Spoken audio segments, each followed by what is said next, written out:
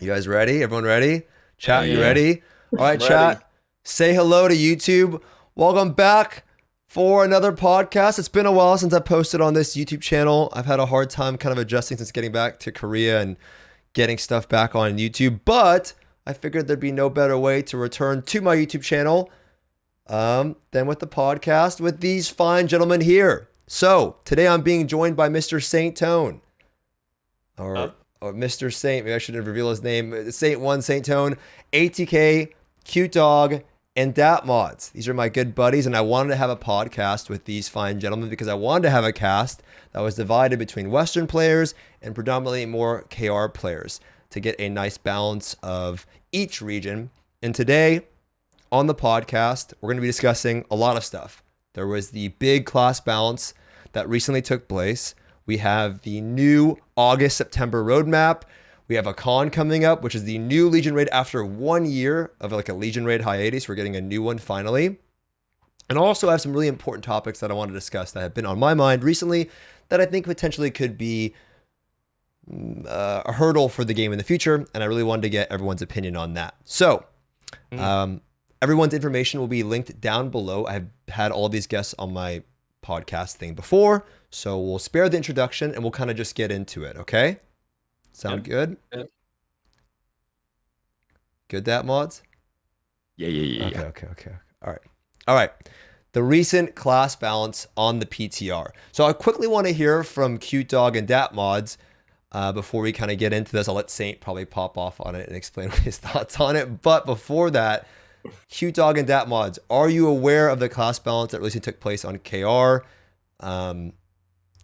Have you been following that information at all, following those updates at all, or do you kind of stay out of that stuff as a more predominantly Western player? No, I've been following it all just because, it seemed like Amazon Games was pretty quick in introducing those changes to our realm. So I got some hooked on phonics. I learned Korean real quick, and I read all the patch notes the other day on stream. And honestly, I liked a lot of the patch notes. I kind of like how they're diversifying some of the class identities, balanced out some overperforming stuff, and buffing some underperforming things. Yeah, Cutedog? I had no idea what I was reading. I'm gonna be honest with you. I read the whole Artillerist thing, and I was like, sure. Because like you haven't played the game in other regions, so everything's nothing means anything. Not really, because we don't have all the raids. We don't have the true end game, so it was. But like the simple stuff, like plus 3%, -3%. Yeah, it's cool. I guess I like that they're doing it more often. Yeah. So if you guys don't know, Cutedog plays like 9 supports. He's one of the biggest grinders I know. And so he doesn't have to worry about anything. He just plays bards and paladins. I like that. Didn't have a single thing about support. So I was like, oh, I guess they're chill with it. Yeah. I like that. Yeah, it's like a free bus, Yeah. Yeah. Wait, is Cutedog the only support player on this podcast? Sounds like he's supporting the entire as a main population on his own. 9 supports? That sounds insane. Everyone I watch has at least one really high level support, though, right? No, I have 2. ATK has a massive bard, yeah. Yeah, I have two. Artist and bard. Sheesh. I want y'all to play more supports. Don't be a little pusa. True. Easiest class in the game. These little crazy DPS. I want to play DPS, Albert. Nah, you gotta play some of that support. You gotta play some. Yeah, typically everybody has a support in Lost Ark. It's like kind of how it goes. Usually you have at least one on your roster. Do you have one, Datmodz? Yeah, he does Lopeng Island. There you go. Yeah. Is it only? There's like this whole dichotomy when it comes to alts. It's like alts that do only Lopeng, and then there's alts that do like Lopeng Chaos, and then there's like the ones that also do Guardian Raid. Yeah, that's the way it should be. Yeah. Lopeng. Well, I was doing Guardian raids on it, but he only does Night Fox Yoho, and they put out, in the honing patch in our region. And I started getting like 15-minute Night Fox Yohos because everyone had no engraving lines and I was support, so I just stopped doing it. Yeah. That's the worst as a support when your DPSs are like kind of clueless. And it's like, you can't just be like, yeah, I'll do it myself. You can't. You're support. You can't do anything by yourself. Yeah, it was pretty painful. Yeah, it was very painful. Even Chaos Dungeons suck. Yeah, Yeah. Um, Get those preemptive strikes. yeah, I The never new do that. betrayal set makes it kind of fun.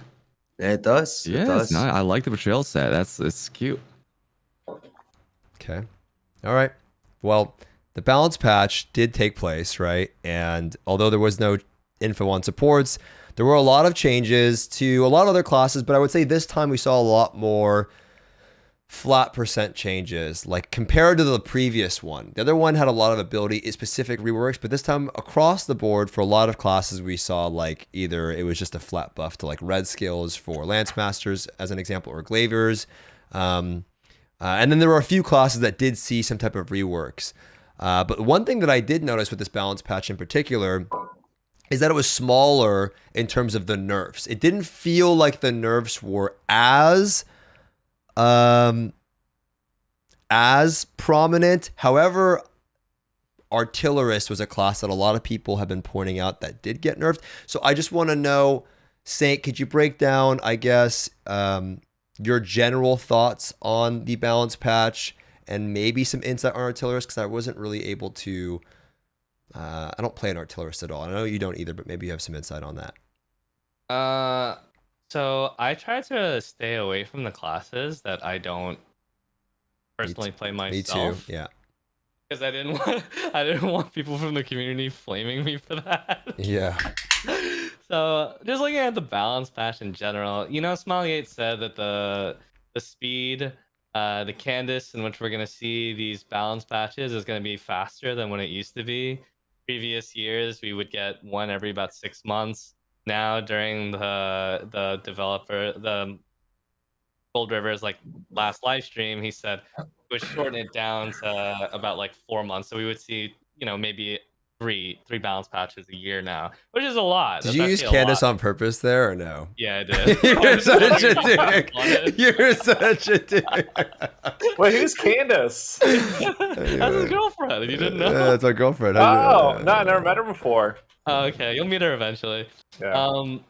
But yeah, so I think in the last balance patch before that one had some really big nerfs, especially to Sorceress, which saw 7%, about Surge Deathblade, which saw closer to around 10, or maybe even a little bit more than 10%, and Mayhem Zerker took a pretty big nerf during that time as well. And those don't sound like a lot of like that big. Some of you guys might be coming from like other games where 7% is like nothing, but in Lost Ark terms, 7% is on the high side. And in the latest balance patch, that kind of exemplified, because you see that a lot of the classes gained either went up or went down by less than 5% margins. Yeah. And that's the norm when it comes to like Smilegate buffs. And the last time we saw a lot of big nerfs. This time we're seeing everything a bit on the smaller side, which probably means that Smilegate is probably more satisfied with the baseline of power, which they're expecting players and classes should be for the content that they're putting out. I was kind of interested on which classes would get nerfed, because prior to this update, you know, previously how people were always talking about Sorceress and they were always talking about Surge Blade as like the big overpowered DPS classes. In the last few months, I'm sure viewers and people listening in, you guys have probably seen a lot of conversation regarding classes like Striker, Trapper, Artillerist, Soulfist, Bill Sorceress. And so it seems to be like a wider range of classes that people consider to be strong. And you almost get to this point where you almost think, well, if everything is strong, then is anything overpowered, or is anything broken, or anything like that? Which begs the question, is at this point, is Smilegate just bringing everything up, slowly inching everything up to where that is, like seeing these buffs to Pinnacle Glavier, seeing these buffs to Sharpshooter to bring them a little bit closer? And besides for that, 3 classes saw really big overhauls. Artillerist, as you mentioned, Destroyer, as well as Summoner, a class that Westerners don't have yet. Yeah. I can't speak much to Artillerist. I don't really know what their damage was looking like beforehand, but I think the big concern regarding Artillerist is if people will have to redo their engravings, if people will have to buy new gear, if they'll have to cut a new stone or anything like that to achieve the same as they did before. I think that's what would really bother people more than anything else. Yeah. Destroyer looks pretty good, and Summoner, I tested it myself since I have a Summoner, and my Summoner is currently 1500. I'm planning on raising her higher. All I can say is she's flat out busted on the PTR. Yeah. I saw Her you. overhaul. I saw your destruction on the turtle. That was fun. Her identity, it went from a spammable 1 weak point skill to a spammable 2 weak point skill. Yeah. I saw that. That was funny. He basically broke, what was it? Kundalinium. Ice. It was Ice Turtle, right? You broke it. Yeah, it was Ice Turtle. It just took like 5 seconds to break him on my own. Sheesh. It was so fast. Yeah. But Nice. her damage output is really high as well, and it's a little concerning because like, she's a ranged hitmaster class like sorceress, right? And so if you exclude her awakening, then her damage output is probably somewhat similar. But she's one of the only classes in the game where her awakening actually increases her damage by a shit ton. Not because the awakening does a lot of damage, but it refills her identity gauge repeatedly over like 20 seconds. So it's a little on the crazy side. Yeah. ATK, what did you think about the nerfs in particular? Did you think, because I mean, Striker wasn't touched at all. No. Right? Striker wasn't touched at all, and everybody was. I mean, I don't know if it was justified or not. I mean, I don't know if it was just people. Like, should the class actually have gotten nerfed? Did anything really change with the class in particular? Is it a smart idea to nerf these classes before a con anyway? Because we just had a balance patch. So I'm just curious, what do you think about the nerfs? Were they overdone? Were they not enough? Do you think they were just right? What would you say about the nerfs overall? So I think the buffs in general, right? The PTR stuff.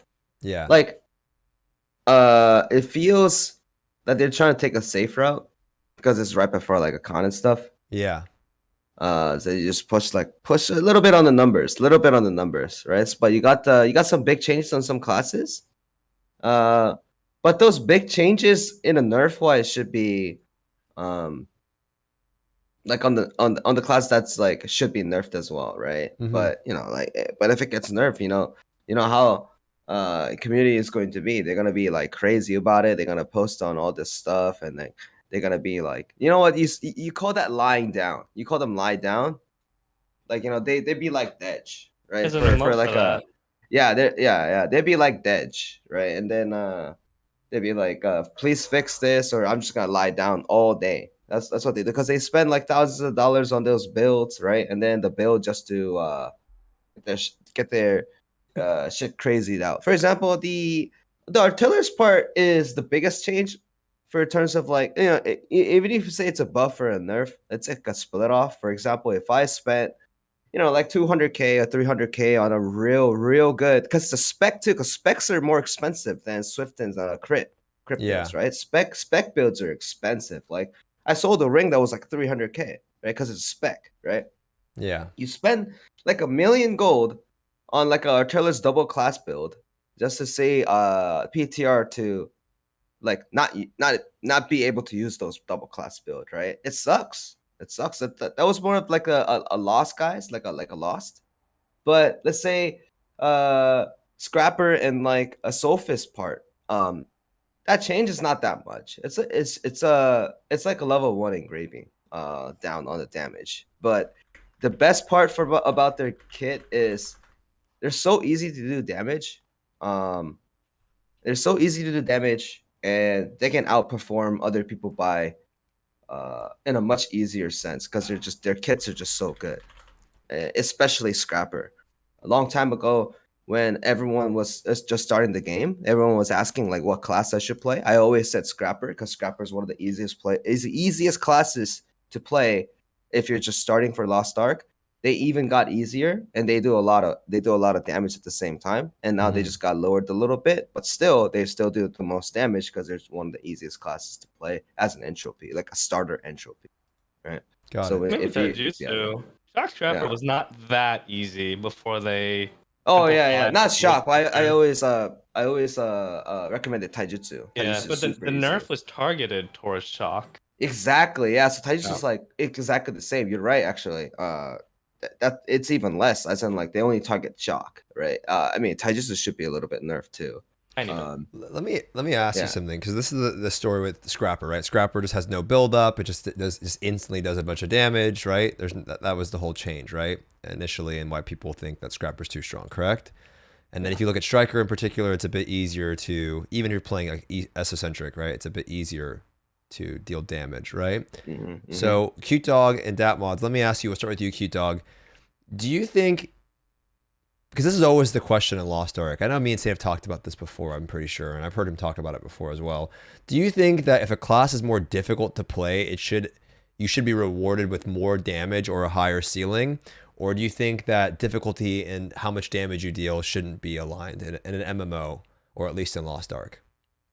Oh yeah, I think if you play one of those hard as shit classes, like Soul Fist, what's another one? Arcana, I think you should absolutely be able to like pop off. Because like I played TIE Fighter Scrapper and it's so easy. You can turn your brain off, right? Like you can press the buttons in a row, like QWER, blah, blah, blah, whatever it is, and you're pretty much have max efficiency, you know? But by how much? How much should difficult classes be rewarded by? Are we talking about they should do 5% more, 10% more, 20% more? It's tough because like at the end game, once you know the fights, there's no difference between like a hard class and easy class because you've played so many hours on it. You have the muscle memory and like the fight is easy. So then you're like, but you can't bounce around like the top 5% of players because then like the whole game's scuffed for everyone else. So it's like, it's rough. I would say like maybe, 10, 20 30%, sure. Because it is. Yeah, because the guy. No. That's why they nerfed Surge Blade. Let me explain. You play a Shadowrunner, right? I play a Shadowrunner as my only DPS. It's the only DPS I play because, like, as a support main, I need something easy because I don't have time to learn these classes, right? I played TIE Fighter, and it is so easy that, like, when I switch from like my Shadowrunner to like an Arcana or Soul Fist, I have no idea what's going on. You know, I'm like, why do I have to think so much? I can't look at chat as much. I have to like actually like think about what I'm doing in the fight, where I'm standing and stuff. And like the other classes don't have to do that. So like if you do have to like use your brain that much more, then I think you should be rewarded. Like 20, 30%, why not? You know what's crazy? Lost Ark is a game. The classes in this game are easier than other MMOs, right? Like other MMOs, you have to memorize like 20, 25 skill rotations and like pop consumables at exact timings during the middle of all of that at a very consistent practiced methodology. Lost Ark is so much simpler than that, but almost because it's so much simpler and it's more reaction based with dodging skills, like the classes where there's only one layer of thinking before you take an action, like you do the skill, it does the damage, versus the classes where it's like 2 layers of thinking, there's already like a pretty big difference between them. And that's like where we distinguish difficult classes versus non-difficult classes. Like with like Deadeye, it's like positioning and weapon swapping and then getting into position and doing the damage. Or with Arcana, it's like reading the tarots, figuring out what to do, and then figuring out which combo you're doing based on if you're drawing balance or something like that. And it's like, it's kind of cool in a way that we can still like differentiate between difficult classes and non-difficult classes, but it's still like, it's so far removed from difficulty that I've seen in other MMOs and how they handle classes. Yeah, I mean, also like how much does a class get punished is something like people discuss in my stream a lot, right? Like if you get knocked out of like certain skills, you're just like, wow, man, this is awful. But then there's other classes where you get knocked out of a skill, you're like, okay, I'll just go again, right? Like I get knocked over on a Scrapper, I'm just like, yeah, I'm back in it in like half a second. Then I get knocked out of like a perfect swing or like a, you know, inner release or something on Soul Fist. I'm like, oh my God, I hate my life right now. I think, at least for me, what I was thinking about as you guys were talking about everything was just that it's like dependent. I think I'm on the side of Cutedog. I think you should do more damage. You should have a higher damage ceiling if the class is more difficult to play. That's just you know, again, it's just what I would prefer, right? The problem, I think, at least in the case of Lost Ark, is that some of these raids have been out for so long that it's like, what really is difficult anymore, right? So I think that's where it becomes, because if you're just ripping 15, 20% more damage all of the time, and everybody can do it because they know the raid so well, then I think that's when it feels a little weird. But I think it feels imbalanced at that point. Yeah, right. Yeah. So that's where it's hard to balance. But I think if the content was let's say that you're just getting new content all the time, or I don't know, you don't know the rate. If it's newer content, I think giving people a higher damage ceiling makes sense.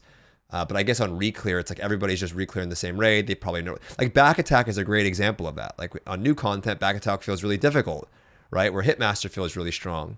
But then eventually you do the raid so many times, everybody can do back attack, right? So then it's just you're just doing way more damage all of the time. So I think it's hard to balance, but That's a pretty good point. I never really thought about that, but yeah, as difficult as some classes may be, you spend enough time with that class and with any given content, it's no more difficult than any other class.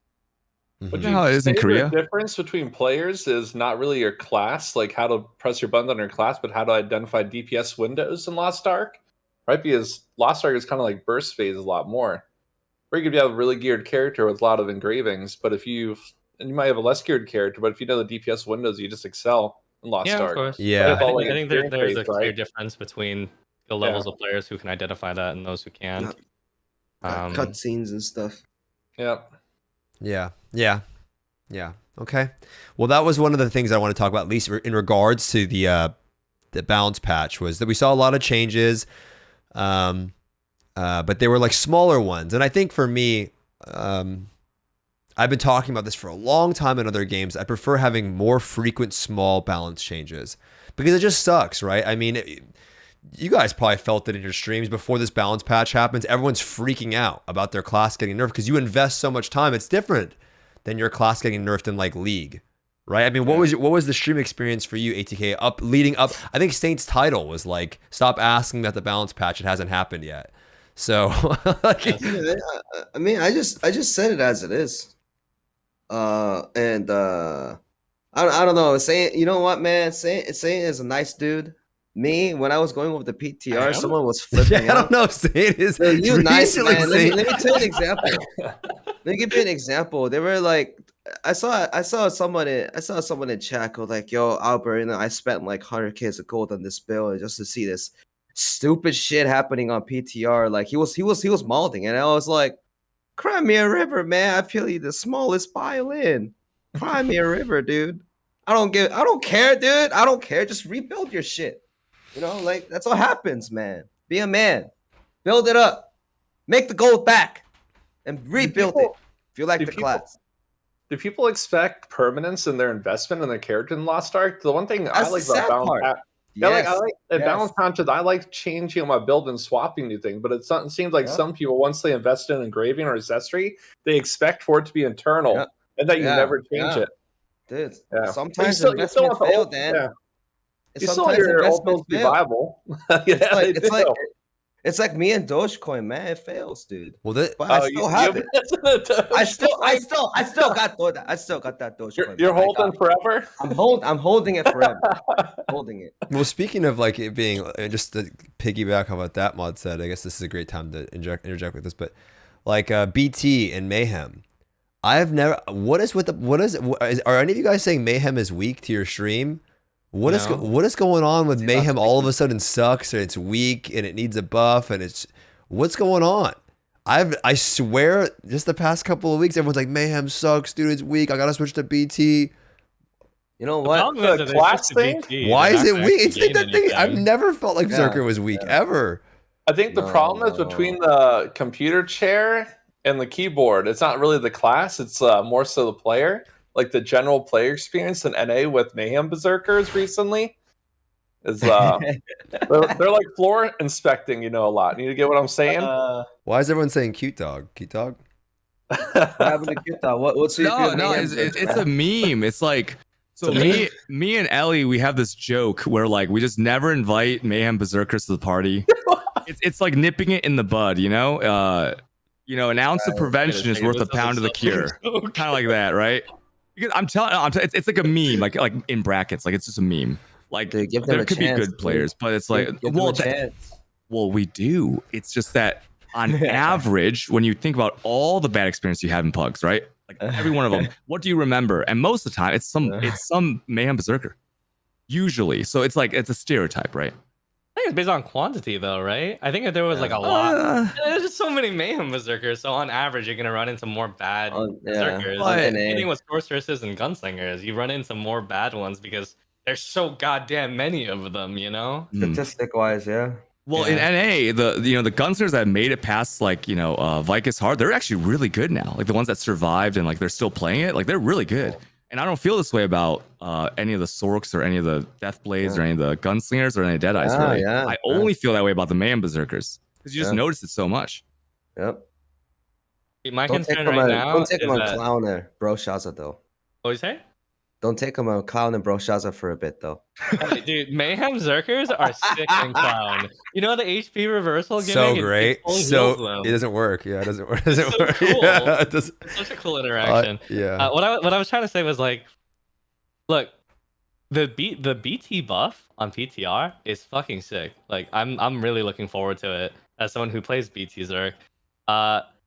However, if you're a Mayhem Zerk and you switch to BT and you see that your damage didn't actually change at all, You'll be please do molded. not blame me. It's not my fault.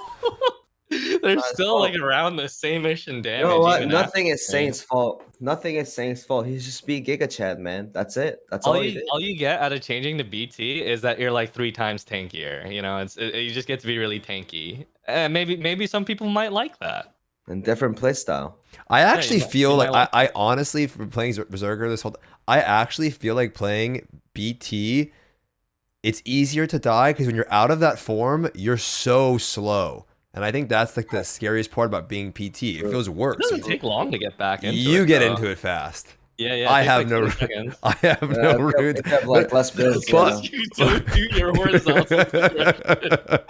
But what I was gonna say is BT when I got it was cheaper, right? Those books were 800 G a pop. So I was like, I saw a Saint doing it a while ago, and I switched because I saw the Bloody Rush, and I'm like, dude, I missed the Bloody Rush, you know? Yeah, it feels good. And then and then it's cheaper, but I don't know why people think Mayhem is weak or what's going on with dude. that. I don't know what's going on. I don't know where It's that not came weak. It's just that like I love Berserker Saint. Like Mayhem is just the reputation is that they just mess up all the mechanics so they don't know. They're Yeah. like in imposter mode all the time. You know what, man? I think if your build is not like the meta build, then it's the shit build in many people's eyes. from. Yeah. Many people see it that way. It's like Esoteric Striker. Esoteric Striker's sick. It does great damage. But Deathblow Striker is way more popular. So there's a bunch of people who look, negatively at Esoteric Striker. Yeah, Same yeah. thing with Reflux Sorceress. I got the unpopular one. I played Yeah. Control LM because it was cheaper on NA. Yeah. I'm like, I don't want to pay for Pinnacle books. It's way overpriced. So I went Control to get my 5x3.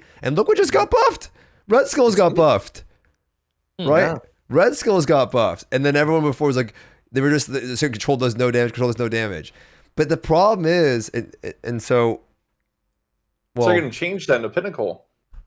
Or you're gonna keep I would playing rather Control? play with the parry. It's fun mechanic, but I didn't want to spend Yeah. all that gold just for what? Like, it's way overpriced on those books, dude. I'm not paying that gold. Even if I can afford it Exactly. with my own wallet, I don't want to spend it. It feels stupid. Switch one is cheap. Yeah, so That's that's when what. you get Guys, bored of your current yes. build. That plus Switch one is cheap. Mhm. Don't switch for performance. The only goddamn performance you need is your mechanical skills. That's it. Just get better at the game. Record yourself. You go like, oh, how come I'm not doing damage, Albert? You know what? Record yourself. See how many Doomsdays you missed, right? See how many skills you missed as a Mayhem Zerk. See how long that you walk around like a headless chicken from Vikings. Oh, I'm so scared. I'm so scared. They just walk around, do nothing. That's called DPS loss right there, not the goddamn class. Okay, someone needs to tell them. Okay, someone needs to tell that just straight up, saying like, I think, dude, I think you're just bad. Just tell them, I think you're just bad. You should just tell them. But the thing is, when they do that, when they get better, they'd be comfortable. It's just about play styles, man. Just easier. That seems like a good idea for a YouTube series. Mm. Fight analysis. Yeah. Viewer fight Oh yeah, analysis, maybe I you should. know what I Maybe I mean? should. Maybe I Yeah. should. Yeah, you get Yeah. people to submit But- videos of their clears, and you look at them and you tell them how they Yeah. improve. But Yeah. before Saint told me that maybe I shouldn't be too blunt about it. This is as blunt as it gets right here. I know. I learned from Saint. It's just don't say it too. Just don't say it like crazy because people get really upset about it because they get hurt. They get You a have little to be hurt, but- careful. You don't We Yeah. have to be careful as streamers not to exaggerate things. Exactly. Most I people in never our exaggerate though. I Most never people in our exaggerate. chats know when we're exaggerating, but then there's some people who don't know, and they Mhm. take like a small exaggeration, and they're like, they say it is fact, Yeah. and then they run with it. You Dude, know? That's every day, This- every single day, man. Yeah. That reminds me of you, Saint, when you told everybody that NA Guardians have like 100% more health. Oh, like And 50% people- more. Yeah, and people thought that was real. They Yeah. still think it's real. Yeah. Well, they did have more there's- health. There's just the 50% was just a random number I pulled from my ass. The number, but Yeah, they did have a lot more health. There was that. They're so hard stuck on that. Oh my goodness. Dude, there's still people who think that when you pick Mokoko seeds, you get a damage debuff that you have to Yeah, cleanse. man. I got all the debuffs, man. Yo, let me tell you guys a couple things I've heard in this last week, okay? Because Yeah. like people take what the Korean veterans say and they take it out of context and they just repeat it in every stream. One thing is that you can't play Spec Bard ever because ATK hates Spec Bards. I've seen So that. that comes that's up. false. And then That's yeah, false. that's what I'm saying. And then the second thing is Yeah. if you don't do every daily dungeon, you lose like 20,000 gold a week. And then they're like you know, Zeal said this, so you have to do every dungeon now. I'm like, oh my god, dude. Oh my god. It's like things like this. Every week there's something new from one of the Korean veterans, and you're But just you like, have to you're be- taking it out of context, man. You have to be even extra careful because you never know if Dom from Lost Ark clips is lurking in your channel or not. He It's could be okay. watching. He'll love it. clip you if you even slip up for even a second. It's okay. I enjoy it now. I enjoy it. Does he do the clips himself or the viewers that submit the clips? I think he It's- I just think it's promotes both. the channels for the ones that have like highly viewed clips. Yeah. But Yeah. I mean, he could clip this. If you think your build sucks, you need to play better. That's actually pretty good True. advice, though. True. Unless you play That's pretty sharpshooter. good. That's pretty good advice. Unless you play You know sharpshooter. what, man? Oh, You know what I said about PTR? Are we gonna talk about that, Stoopzz? Are we gonna talk about that? Well, what is it? Sharpshooter? Oh yeah. I We can- think- we can I talk- think- uh, I we- think we, the- we can get into it unless you want to go into it now. I think the single saddest class in this whole game is sharpshooter. Wait, just save it. Save That's gonna get clipped. Yeah, I'll save it. I'll Save save it, it. save it, I'll save save it because I have all classes now. I made a sharpshooter. It sucks dick. I told you. It sucks I dick, try- dude. Hold on, just say. Hold on, I say can it. try it. Like I tried it now. But the thing is, wait, are we gonna talk about Yes, this later? yes. I can talk about it later. I can talk about it later. Later, Just later. remind me, So okay? I'm gonna come to you with it. Don't worry, I Yeah. got you. Okay. Sure. All right. Sure. So, other than the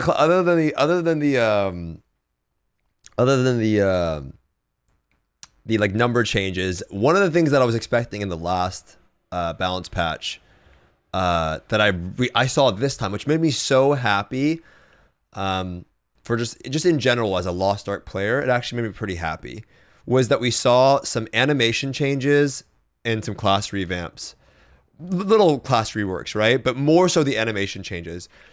Because for me, it's like I've been wanting to see this type of stuff in the game in general. This is just my personal take. I don't really care about nerfs too much. At the end of the day, like as long as a class isn't overperforming, I just want to make sure that every class is like kind of within a playable range. And I want to see a lot of care to making classes feel fun. And so a big part of being, your class feeling fun, in my opinion, is just it looks cool, right? It looks cool. It feels satisfying, and we saw a lot of that. I mean, the blaster, although albeit like, it's a nerf or a buff, I don't really know. I don't play blaster. The identity looks way better, right? The actual identity interface looks way better. Artwork? The artwork looks fantastic compared to what it was before, right? And then you're also seeing it with. I'll try to find some stuff on the screen to show you guys here in a bit while they're talking, but Shadow Hunter or Demonic. Way better in my opinion. It's hot. Much hotter. We I feel see, like the two big Shadowhunter buffs, huh? yeah, the two big, yeah, Fucking Coomer. yeah, the two big Shadowhunter buffs look fantastic. Yeah, Summoner, Bent Armin. yeah. Summoner, and then what else was there? I thought we saw some stuff for Arcana's sake. Can you give us a little rundown of what you kind of can recall in terms of what classes got animation changes and what your thoughts on it are in general? Yeah, so Destroyer, Summoner, and Arcana were the main ones that got animation like suite overhauls, So and good. it's really it's crazy because literally everyone's been talking about the desire for improving skill animations, especially with the last few classes. Aeromancer, Artist, and Sorceress. Those are the latest three. You can tell that they're like the visuals for those classes are insane for their skills, right? You can tell Yeah. they were made in 2022. Meanwhile, classes like Destroyer, Arcana, and Summoner were made back from 2014, 2013. You can really tell that there was like some age to their skill animations. In fact, when Summoner first came out, or when Sorceress first came out, there was like a really popular Korean video that compared the skill effects of the two classes side by side, and literally just everything from Sorceress just looked way better. And so Summoner had like almost everything revamped visually, including her awakening skills. Her awakening, the models for her awakenings and the sound effects were all improved. And Arcana, everything was improved across all of her skills, animation wise as well. Mhm. And now they changed the color of all the skills to match the type of skill it is.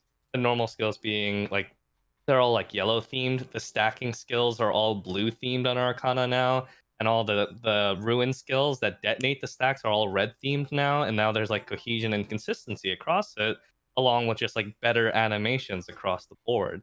So like everything looks better across that. And by the way, I know like Western players were complaining a lot about like out of date skill animations, but Korean players were also complaining about the same thing. And generally speaking, people in Korea are really impressed with what they see on the PTR animation wise for these classes. I can't speak to Destroyer because I didn't test it, but I did test out Summoner and Arcana fully. Dude, let me see if I can find the Summoner. The Summoner look. Did you guys get to see that Datmodz and Cutedog? I didn't see it now.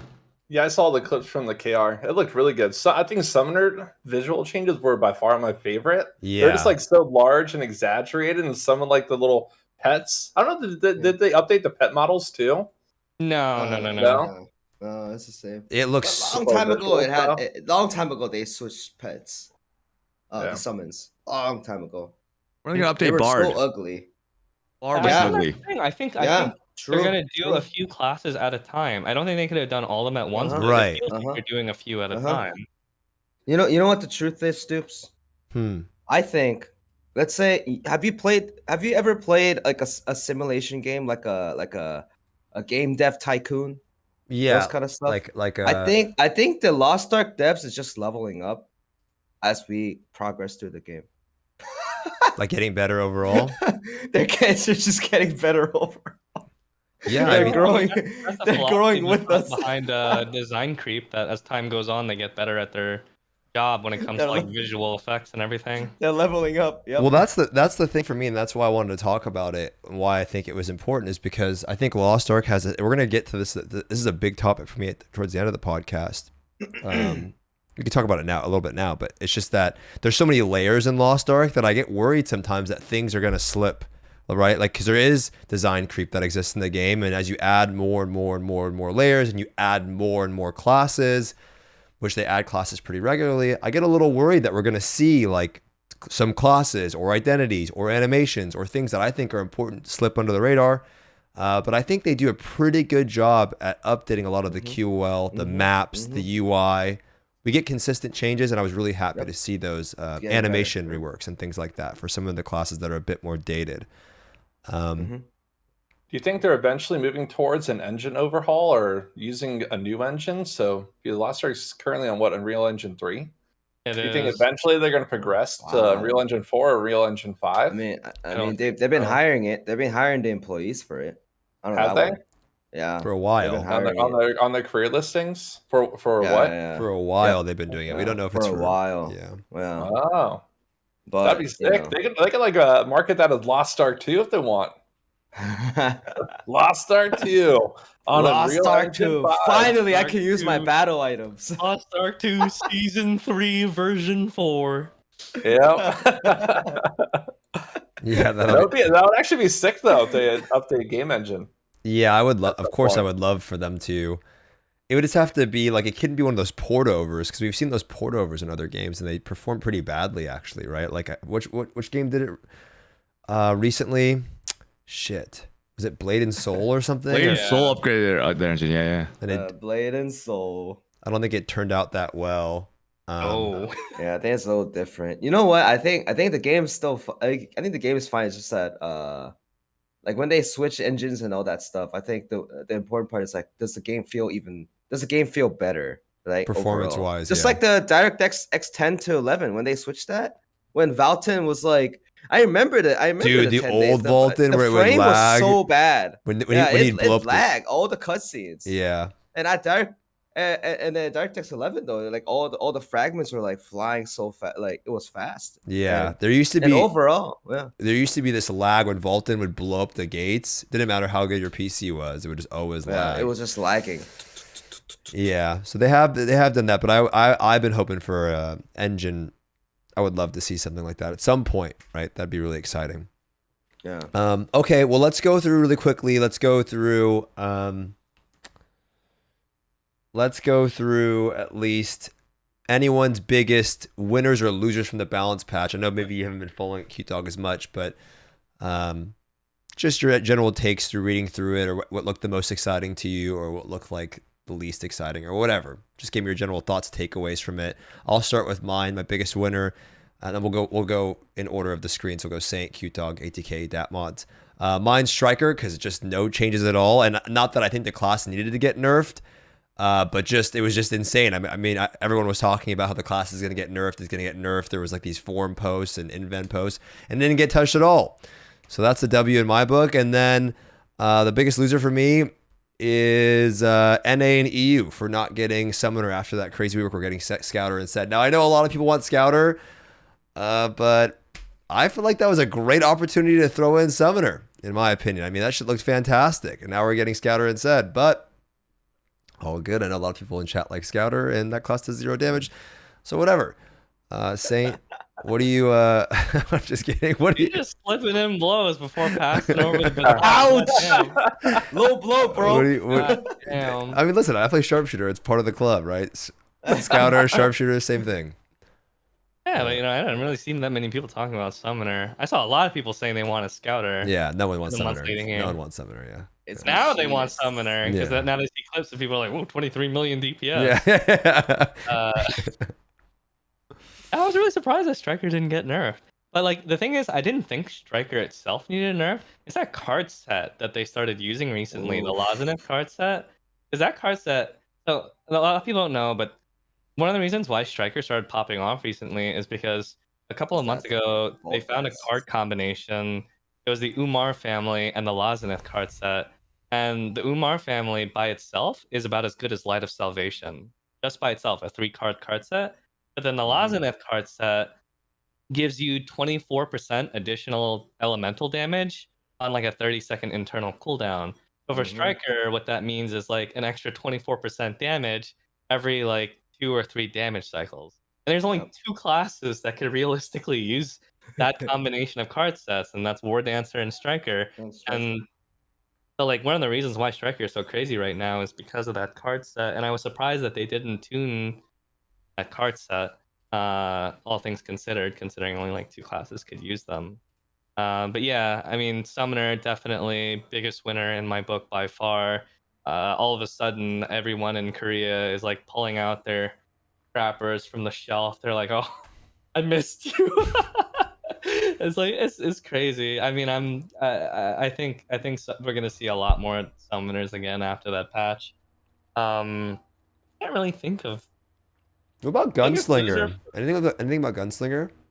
They got more shotgun damage, but like I don't follow Gunslinger. Albert, he would know. You know what they did with Gunslinger, right? Yeah. Is I'm it waiting just for more my shotgun turn. damage? I am waiting for my turn, Okay. Mr. Okay, Stoopzz. Cutedog. Wait. Cutedog. I'll go quick because I'm I want to play waiting. like one of those DPS classes. Destroyer. I'm excited about Destroyer. Yeah. Now, I don't know what the changes mean, but I was watching Finding Mimo 92. You guys know Mimo Riser 92, and he was popping off. He was like Riser. he was Kumin. He was Yeah. Kumin over the Destroyer changes. So now I'm excited too. I love Destroyer. Okay. Cool. ATK. Oh, it's my turn already. Mhm. God, I was waiting. I He was said he'd getting go. prepared. He said he'd go fast. Yeah. So, again, so the balance patch.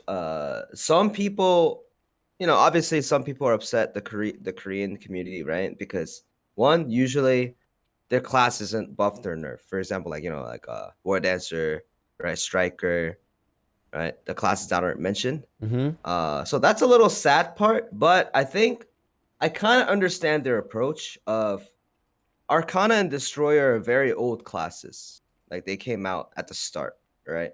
And and they revamped them by adding new skills, new animations, and all these things.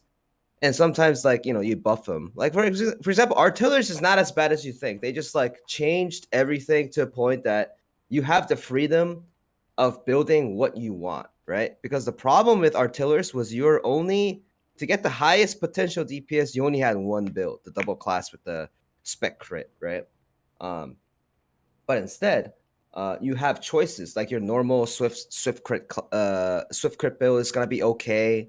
Like every single class, I still think to this point that it is still fine. Like in terms of DPS, as in like there's no bad classes. But when I said Sharpshooter is one of the smogest classes after this change, is because they only got the damage buff. What they need was the revamp, like a reamp, right? As in they need a new animation. They needed like how the button like how the skill reacts to things. His counter is so smooth, man. If you play if you play it right, like that kind of stuff needs work. He needs a new skill maybe, but I'm saying Sharpshooter still does well. Like they still get MVPs, good sharpshooter players. They do a lot of DPS. The problem is they feel clunky. Like because I played every class, I can tell. I played every class, and when I tried it, I was like, it's not as bad as I don't think it's gonna be that bad. It felt like the class. I felt like playing in the Super Nintendo on a sharpshooter. when I played, like, let's say Aeromancer, I'm in a PS5. That's what it is. This is the actual truth. And then they need that kind of changes. Doesn't have to do with damage. It just needs to feel good, right? It doesn't feel good, nice, and it doesn't do a lot of damage. Okay, let's fucking be honest. Okay, and that's what happened. And that's what happened for Destroyer Arcana, right? A little bit smudge for if, like, let's say Lancemaster, you say 6 point, like those percent is good, like the percentage increase is good, but even that class is missing a little bit on like the play style can be just a little polished so that you can feel more comfortable dodging mechanics and stuff. And then you gotta feel good when you do damage. You have to feel good. Like that's why Striker, Deathpool Striker. By that metric, they should have given something to Berserkers. Okay, that's also true. That's why like some of those Berserkers guys, with 140% attack speed cap still feel so sluggish. That's one of the reasons why people keep calling them for POV. They're animation locked, and then they eat shit right afterwards. Yep. That's what I think. Because I think they're going to take this approach for other classes as well, like very often. Because the only real troublesome part for that, having a balance patch often is because the system was really bad. As in, again, remember we got the tripod change recently, right? Because of that, now we can balance a lot more because it's going to be so much cheaper. Because before, if you had the old tripod system and then the balance change happened, people would have been at least molding 6 times more, right? Because, I have to get all these new gears, all these new tripods again to make my build, right? And that's gonna suck because, like, how many times are you gonna roll that 10% with that 7 payouts every time, right? That's gotta be bad. But with the new tripod changes and everything, I think they're going to, they put that foundation down to make balance change a little bit more comfortable, and they're gonna revamp all like the old classes, and I think Sharpshooter is in there too. Like as in later on, all the old classes, I think they're going to get reworked for sure because they have to. If they don't, it just doesn't make sense. Because all the new classes, they're just so much better. By the way, I'm not talking about damage. They're just so much better in terms of just doing damage with them. It also does just I don't think it. I just don't think it's actually balanced.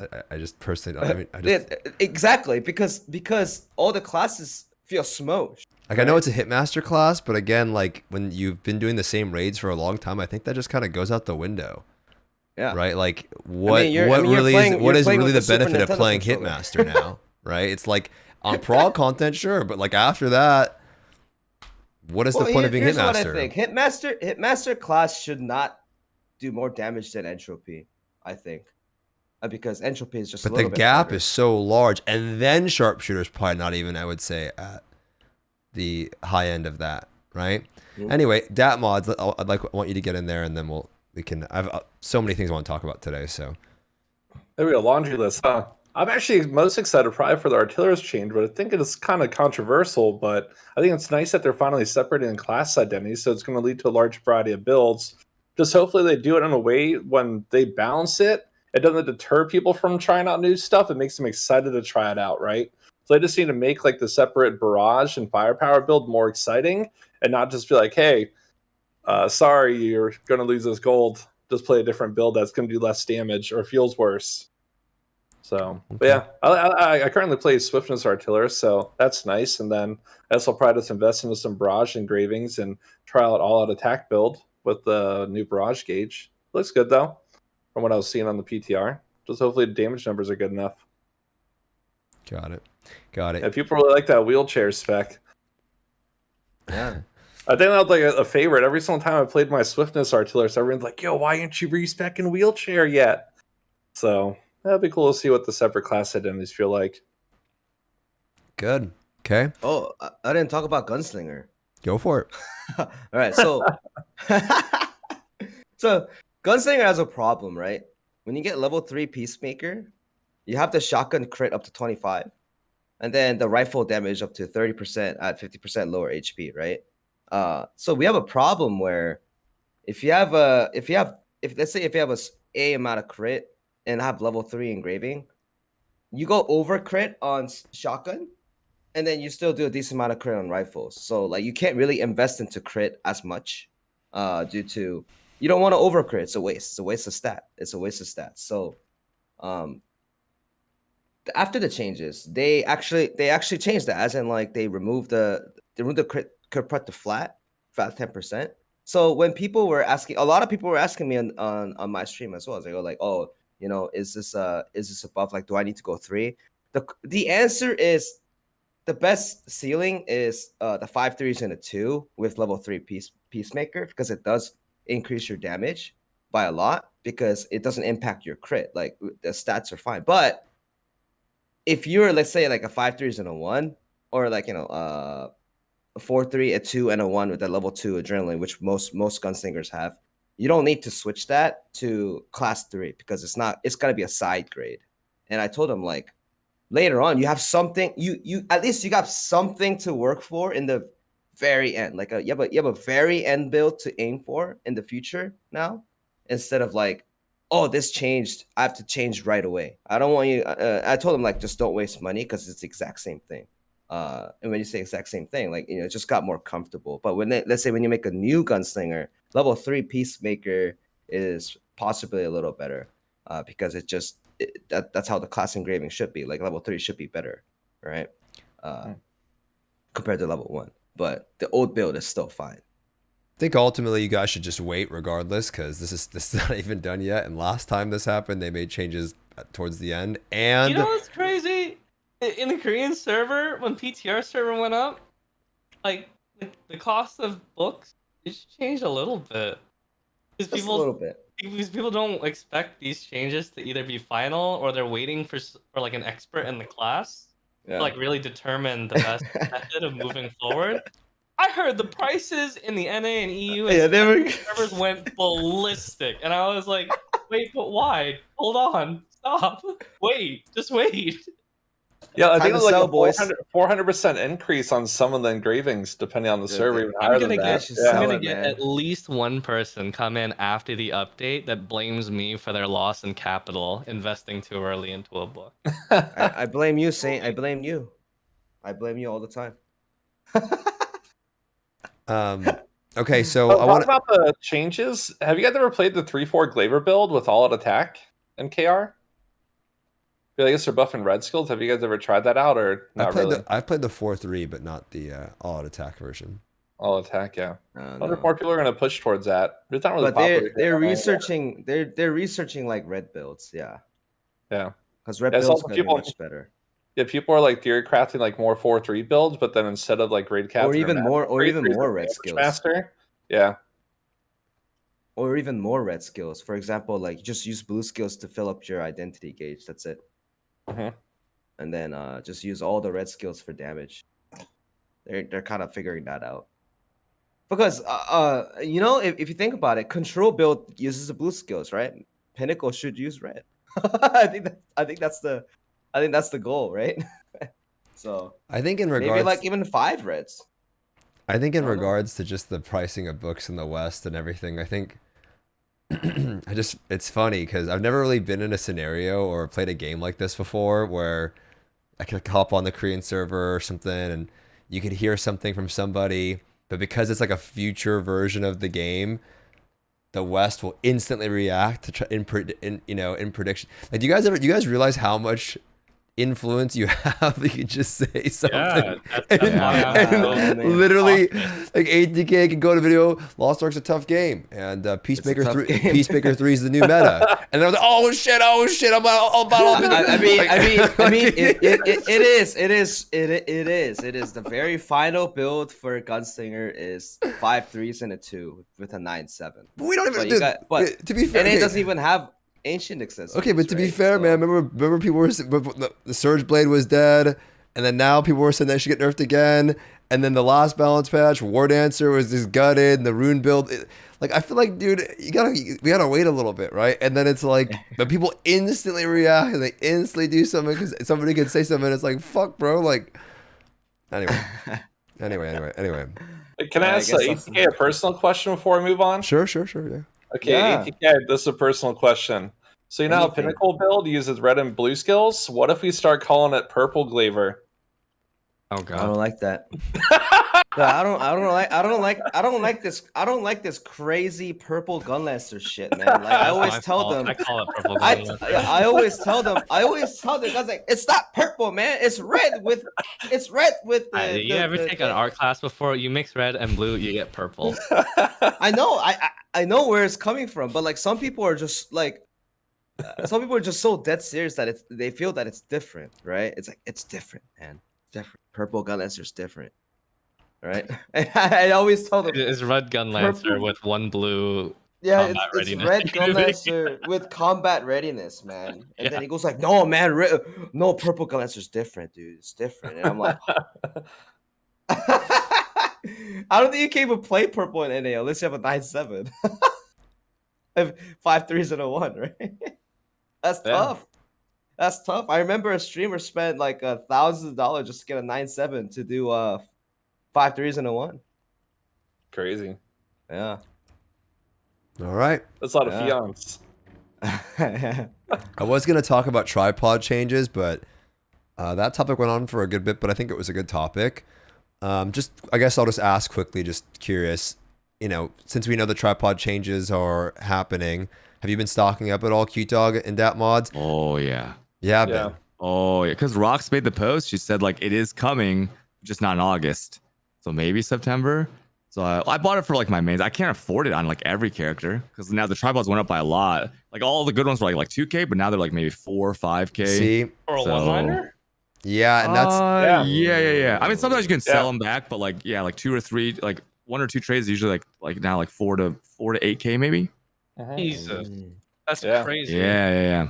And we had it crazy, man. easy in Korea because we have 1560 Chaos Dungeon, and Mm. the items that drop from there have a higher chance of having +4 on the tripod. Oh. So we have better like saturation of the +4s. So let me just Yeah. let me give a quick rundown to everyone listening. So basically, we have this tripod change that's going to be coming in. That's happened on KR, and it will be happening in the West, where essentially everything that's in your library you will automatically learn. So if you go to your tripod library and there's those pages, if you unlock them and you store any All the level of 4s. tripod, it can be all level 4s max. When this change goes through, everything that's in your library you will automatically learn. So you'll have full level 4 tripods on all of your skills. Now in Korea, this was really easy to do because there's so many tripods that you're buying level 4 tripods for like 100G, 50G. And why I want to talk about this topic was just curious if Datmodz and Cutedog were doing it, because in our version, these tripods are hell of expensive. They're not even close to being like, it's so expensive that even if you want to do it, it's like I don't even know if it's worth doing. It's so expensive. They're like 3,000. How many of you guys have been buying tripods? They're so expensive. I think it's worth. It's got to be worth because you're done. It'd be like if you could buy level 10 gems for like 100K or something. But they're right? gonna go. Like they're gonna go down. I feel like. Well, like you're gonna have level 5 on literally everything for a year? You know, I don't know, 8 months. It's like it's worth. It's expensive. It's so good. Yeah. Especially in a class that doesn't need that many. That's true. Okay. I've been doing all my mains, and then every single time I do it, people tell me it's not worth the fions. So it's probably actually a perfect time to ask Saint and ATK, do you guys think max level tripods are worth spending 9 fions at the price of the max level tripod? It's like, let's say under 2K gold. Hell yeah. If you could recuperate some of what you spent, I think it's always worth it. Because like even after the change, you know, it's 20% chance with the powder for a level 5 transfer. You're still paying fions after the change. It doesn't matter if you're paying them before or after. There's no difference. I'd rather store them at 100% rate and open maybe the 3rd page in the tripod library for 50 blue crystals and then get 6 more guaranteed transfers. Just recuperate some of the changes. You know, if you're running around with like level 3 tripods or something, then it's like, I think it's pretty worth to do because it's a pretty big damage gain from level 3 to level 5. 4 to 5, okay, yeah, it's a bit more marginal, but still, you know, you do it once and it's done forever. Tripods are fat.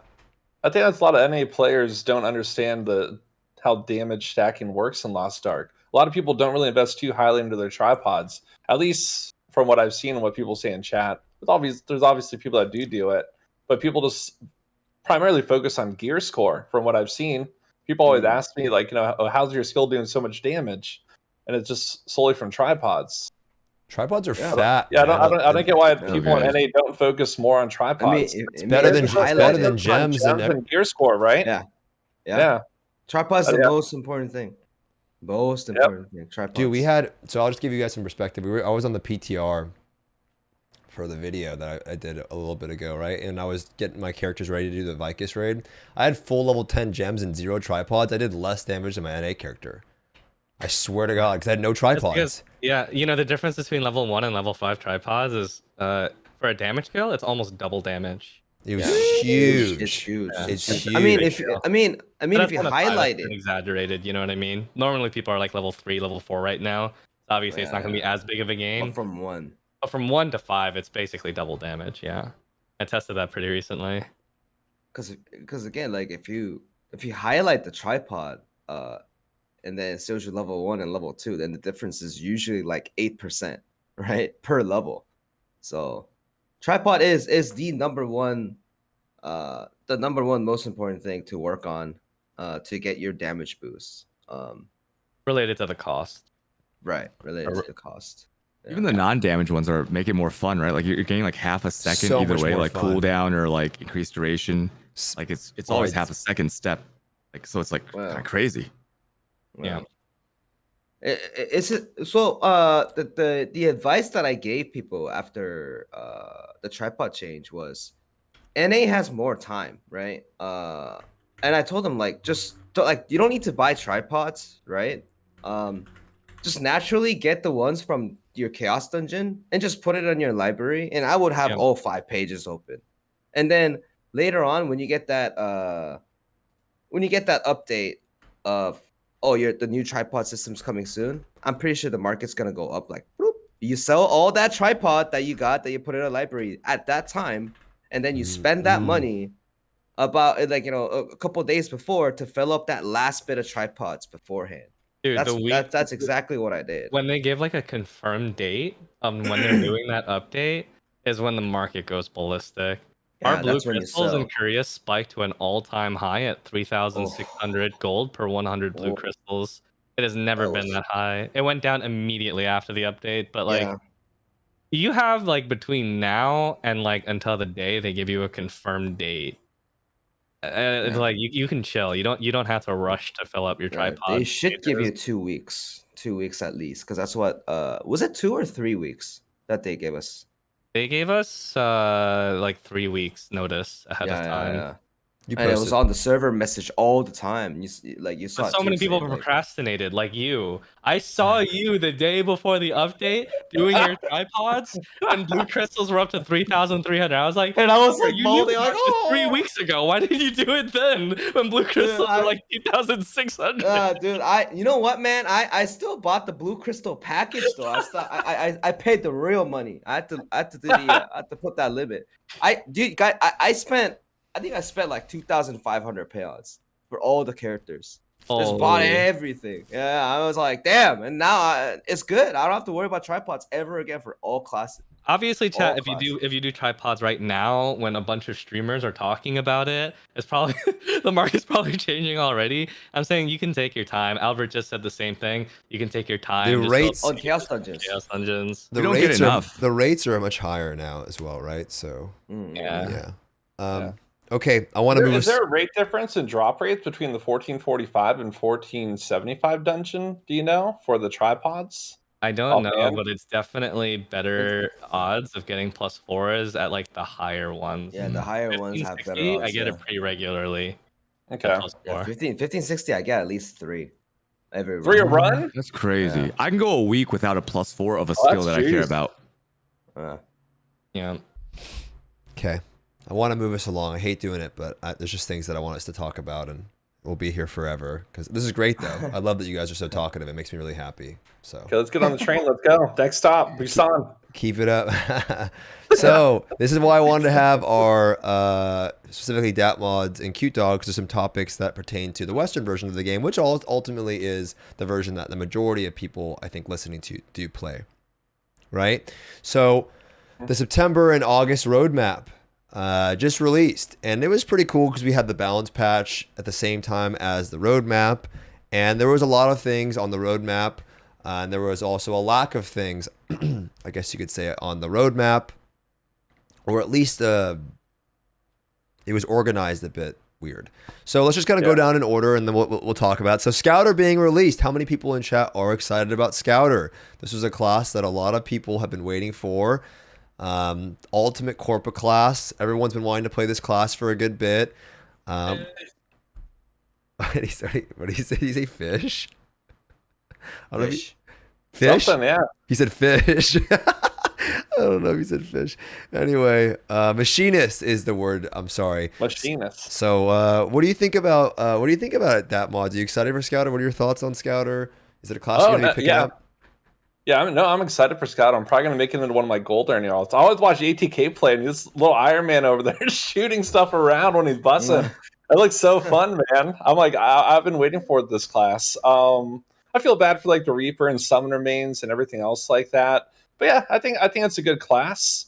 I think a lot of people in NA are waiting for the specialist subclasses to arrive, and I guess Rox posted on the forums recently that we're not going to get any of the specialist subclasses until the previous classes are released in a region, right? So we're going to get, I guess, Scouter, then either Reaper or Summoner, and then the last one, and then 8 months from now, if they follow this release cadence, then we're going to get specialist classes. I believe.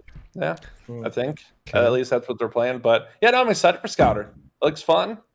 Got some barrage engravings already ready to go.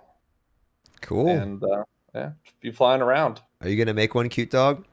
Oh yeah, I love Shadowrunner. Shadowrunner's my favorite DPS. Wow. So I heard the same thing. It's got the same button orientation. Right, I just press the buttons, spam it. Yeah. Same It thing. doesn't matter if Saintone and ATK said it sucks the damage. You know, it's gonna be fun. It's gonna be I fun. mean, it's I don't fine. like the damage. It's I fine. like the damage Yeah. on the class. Yeah. It might Well, get buffed, right? If they do more balancing patches. It did just get buffed in the PTR. You got 4% across the board. Here's the thing They for me. needed that too. If a class looks cool, like when I put on a skin on my character, I have 50% more fun. Let's just say, than having like a shitty You're shitty never look. gonna see the skin. No, but like the Scout looks cool. You got the UI, you got the Iron Man aesthetic, right? So like because the class looks cool, that will in itself make me not care about damage, like meta, like stuff like that, right? Yeah. How many people do you think are gonna die? Their characters like Iron Man.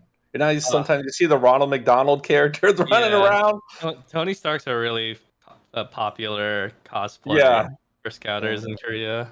I've already seen the invent for it. They have like the preset color codes, or like this is the item that you need. This is the colors. Get your dyes ready. Yeah, I think that's gonna be really popular. Like every scouter's gonna die. Well, say you play a unique build of Scouter, right? I do. I play AT Scatter, but I also played the Transformation Scatter for many months as well. I personally like the class, but Legacy Scouter, the Transformation Scouter, I found it to be a little mind-numbing playing it because he's so good at not caring about how he does his damage. Yeah. You just press the buttons and the damage goes out. And it's just like a constant stream of damage. So it's like it's really fun for actually turning your brain off and like getting good performance out of. And for people who just want that while they're like watching something on like another monitor, like the class is phenomenal for that. And then it's also outrageously cost effective, as everyone knows. It's a class that uses 2 gems, 1 damage, 1 cooldown, and it doesn't even need that many tripods either. So it's like outrageously efficient. I play AT Scouter though, which is the other build of it. A little bit more, I guess, engaging and a lot less cost effective. You have like 6 or 7 damage gems you have to use. But I mean, it's still fun. I guess AT Scouter is similar to Perfect Depression Shadowhunter in the sense that like it won't be popular because most of the reason why people go to these classes in the first place is for those transformation builds. I think it looks pretty cool though, because you have this automatic rifle, and I've seen you play it, and the sounds are really sasatisfying. Oh yeah, like if you like that style, like controlling a drone while also like fighting as the scouter itself, like it's super fun to play. I'm just saying it tends to be a little bit more unpopular because it's like, you know, you got a billion classes to pick. People pick Scouter generally because he's like the ultimate cost efficiency class with his transformation build. Okay, cool. So Scouter's an exciting class for a lot of people. It's one that people wanted. Everyone was requesting it, talking about it, and they delivered on that end. But we also got a pet ranch, which I thought the pet ranch was interesting because it's out of order. Now, I don't give a shit about the pet ranch, to be honest, because I don't do anything in my stronghold. So I'm gonna have What to was your stronghold right now, Stoopzz? Don't even know. Don't even know. Might be level 1. Did you even name it? Yeah, it's called the cow farm. It's called the cow farm. So we have the which I'll have either we'll give it to ATK. I don't know if he actually does his pets, but the main thing that I wanted to discuss is that it's out of order, right? The pet farm was released, I believe, after April was released. It was in between April. Was it after hard mode, Saint, or was it before hard mode and in between April normal and hard mode? I don't remember, but it was around that time. Somewhere in the ballpark, I don't remember either. It's very separate though from like progression related content. Yeah. So. Right. That's like QL stuff. But that means that other things like that can come out of order, right? We can expect other things now to come, not in particular. But what is the pet farm? What do you actually? It's the Super Saiyan pets, right? ATK, or what do you actually get from it? So you basically make your pets work to create cookies, and then you use those cookies. What's that? They're exercising, they're not working. Yeah. Sure. Yeah, they exercise. They exercise to make on the treadmill to make cookies, and then you use those cookies to buy various things. You can buy avatars, you can buy materials, you can buy cards. I don't know about materials actually, but you can buy cards and like can buy the feathers, right? All those stuff, and you can also buy like a token where you can upgrade your pet to legendary, like the yellow pet, right? And the yellow pet, you just get like additional skills, where the pets get the skills for maybe some of them like can reset your space bar. Those like skills suck, dude. Yeah. But it sucks though. Yeah. Is it pay to win? Oh, No, now that it says now that it says negligible. 3 minutes, it's actually really bad. I didn't even know. Bad. Basically, It's no one bad. cares about the pet skill. So like, I told my chat that like you don't have to worry about pet farm. You just have something extra for you to do on top of what you're doing that no one needs to like rush into get the pet skills. You just get like a nice icing on the cake. That's it. You should get Actually, a legendary strawberry. pet, though.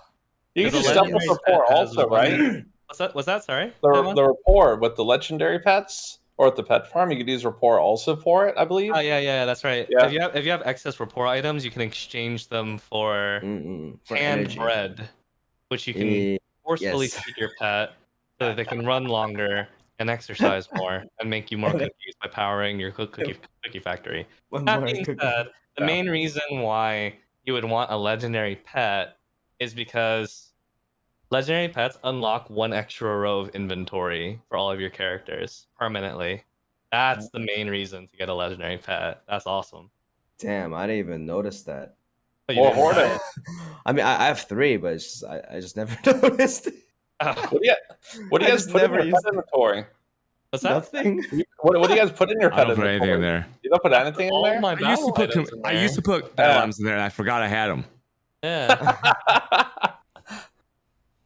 Everyone always wonders why my inventories are so empty. It's because I shove everything in the pet inventory. that's what I do too. Shit. I like Maybe it. I should do that. Yeah. But the pet ranch, it gives a lot of cosmetic things and it's free cosmetics. So some people Yep. might like that. They're all animal themed though, so you might get Yeah. called out for being like a furry or something. So Also, problem. you can switch skins of the pet. oh yeah, there's pet transmog that you can unlock as Yeah. well. Can you romance But the you- pets? No, I Is did. it pet breeding? Because Oh, that would've been so Sapiano the fox, you want Yam the squirrel, you know. You romance them. Asking Yeah. for a friend. Yep. Maybe, yeah. We got one of those Broshaza pets too. Yeah. Okay. So the Pet Ranch is goodness. coming out. We have Scouter, Pet Ranch, QOL updates in Trixion. So Trixion is now going to be updated to the new one where you can test out engravings, gems, skills, tripods. You can do everything in Trixion now. So that's a much better, that's a huge improvement. But along with that, we're also getting Clown, Kakul Saydon, and we're gonna talk. September. We're gonna talk about Kakul Saydon and the next top. That's like the next topic, like what we think about the raid and all of our, you know, what we're hoping for, at least in the case of Cutedog and Datmodz. But the way those things are organized is August is literally the Pet Ranch, and then everything else is in September. And not only is everything else in September, Scouter and Clown are on the second half of September. Yeah. So there's nothing in it. There's the Pet Ranch. That's August. Yeah, August is thin like my hair. There's nothing. Yeah. Is this some updates to the events or Would something? you have preferred- That just lined up with the way you said it. I didn't mean to say it like there's nothing. You just said it and then. Would you prefer Clown Raid in August? I think I'm okay. I'll play it easy, right? You're asking me a question. Yeah. Just move Scouter at least to the beginning of September. Why if you want to do them in the same month or whatever, why are they both at the end of September? Right? Like Clown in August, maybe it freaks some people out. It's too fast. I'm cool with whatever. But if you're gonna, I think there's nothing. And Lost Ark's a game where you need something to work towards, and that's a long period. What do you think, Cutedog? I mean, is it a mistake? There's nothing in August, and then you're putting everything at the end of September. Yeah, it depends. Like we play so much that there's no, there's nothing that would be too soon for us as streamers. But then like I don't know what the average item level is, Like for me, when I go into GVG, right, you can see like other guilds like queuing up like 8 people. Everyone's like 1470, 1480. Everyone. So to me, it looks like everyone has at least one 1475 right now, or very close. But is that the case? I don't know. I mean, I'm optimist, right? So I like to believe that if Amazon tells us that they're looking at metrics and hopefully they can separate the bot stuff, right? Then I'm inclined to give them the benefit of the doubt and believe them that they're saying there's not enough people ready for it. I don't know if that's wrong or not. Okay, but so I'm cool with it coming out at the end of September if that's the case. Even though I'm like the lowest item level person compared to anybody I know, I swear everyone in my chat's higher level than me. I have no idea how. They play the game. Yeah, but I mean, I could go to the moon if I wanted to. I just have a lot of different characters, right? Yeah. And so I'm So you do a lot of alt runs. dude. So we're gonna get to this, but I'm 1480, right? Yeah. 1480. That's way too high. When Clown came out on the other version, I was barely making it there. But this is the topic I want to talk about, Clown, right? Why is Scouter coming out at the end of the month? Why can't it be at the beginning? Isn't that a great idea? Scouter at the beginning of the month, give people something to do, and then Clown comes up at the end. I feel like that's a 2-month hiatus. And on top of that, this is my little time to rant here. On top of that, we had Vicus. It's going to be 3 months, right? Vicus, then Hellvolten, then nothing. And then at the end of the month, Clown. Yeah. That's a long period, in my opinion. Isn't that amazing that that's a long period though? Like we come from like a lot of people come from MMOs where like they're used to like 6 months plus 8 months. spells. Lost Ark, your condition where like 2 months without something, it's time to riot. Here's the difference, though. So I would agree with you, right? Totally agree. But here's the difference. Those raids take a lot longer to clear, right? Like people are clearing Clown and people are going to clear Clown in 1 day. Mythic raiding people, like Mythic raiding WoW, most guilds won't clear that shit for fucking 6 months. You know what I mean? So that's the difference, though. I would agree with you. In some cases, we do get content a bit faster and we expect it faster, but the raids take a lot longer to clear. They just do, right? And so, I don't know. I don't think the raid Candace, Candace? Did I say it right? Did I say it right or wrong? Cadence. No. Right, Cadence. yeah. I don't fucking know anymore, dude. All right. Raid Cadence. It's cursed now. Why is Scouter at the end? I just don't get that. I think it's stacking way too much content at the end of the month. It is weird. Yeah. I guess people are saying because of the Hyper Express event, but that's so fucking lame. Why don't you just move it? You know what I mean? Like, I mean, what could just normally they do split those things. Normally they split class releases with raid releases. I can't think of many times where they've released a raid and a class in the same time interval. Usually, like at worst, usually it'd be like, okay, class at the beginning of the month, raid at the end of the month. I've never seen it where it's like both are like at the end of the month, like they're showing in the current roadmap. So I agree they should have split that so that there's more, consistent drip feed. You know what they should do? Move Scouter to August, Reaper September, Summoner 2 months before Christmas, and on Christmas we get Artists for Aeromancer. and April Pog crazy. That. And April Pog crazy. Yeah. You're out of content. You're out of content for like a year, yeah? It's like Clown, Broshaza, Elgasha, and then what do you do? Akkan? Not much. That's Well, I think that's. I think. then NA would be caught up. Oh, there's a Rowan as well. I actually, in So you some would be ways, think confident? that the delay in Korea, in content, was to help the NA region catch up a little bit. To be honest, I really do think that there's a reason why it took that long. Because I know they're saying, but I just personally do feel that has to do with it. Because it's a long period. Anyway, we could talk about that. Actually, it's I have a big topic on that, so it's cool that you brought that up. And I don't know. I think in some ways it's just like, it feels like a mistake because the summer event was going really well, and it was like, oh, we're getting these honing changes. There's a lot of cool stuff going on, and then there's just this really long hiatus. And ultimately, I think it's okay to go play other games and do other things in the meantime while you're waiting for this raid. But my big That's also that's a slow time for gaming because of school. People going back to school and kids. So usually August in the gaming world is usually slower, especially advertising. Also, people just spend money on school stuff. Right, that's why usually big games don't really release too much in August. Okay. Back to school. My worry though is that just, we can hop into our thoughts about the Clown raid now. When we think about it, it's one of my favorite raids in the game. I still to this day, Fulton to me feels like a chore. I just kind of get bored of doing it now, but I absolutely love doing Clown.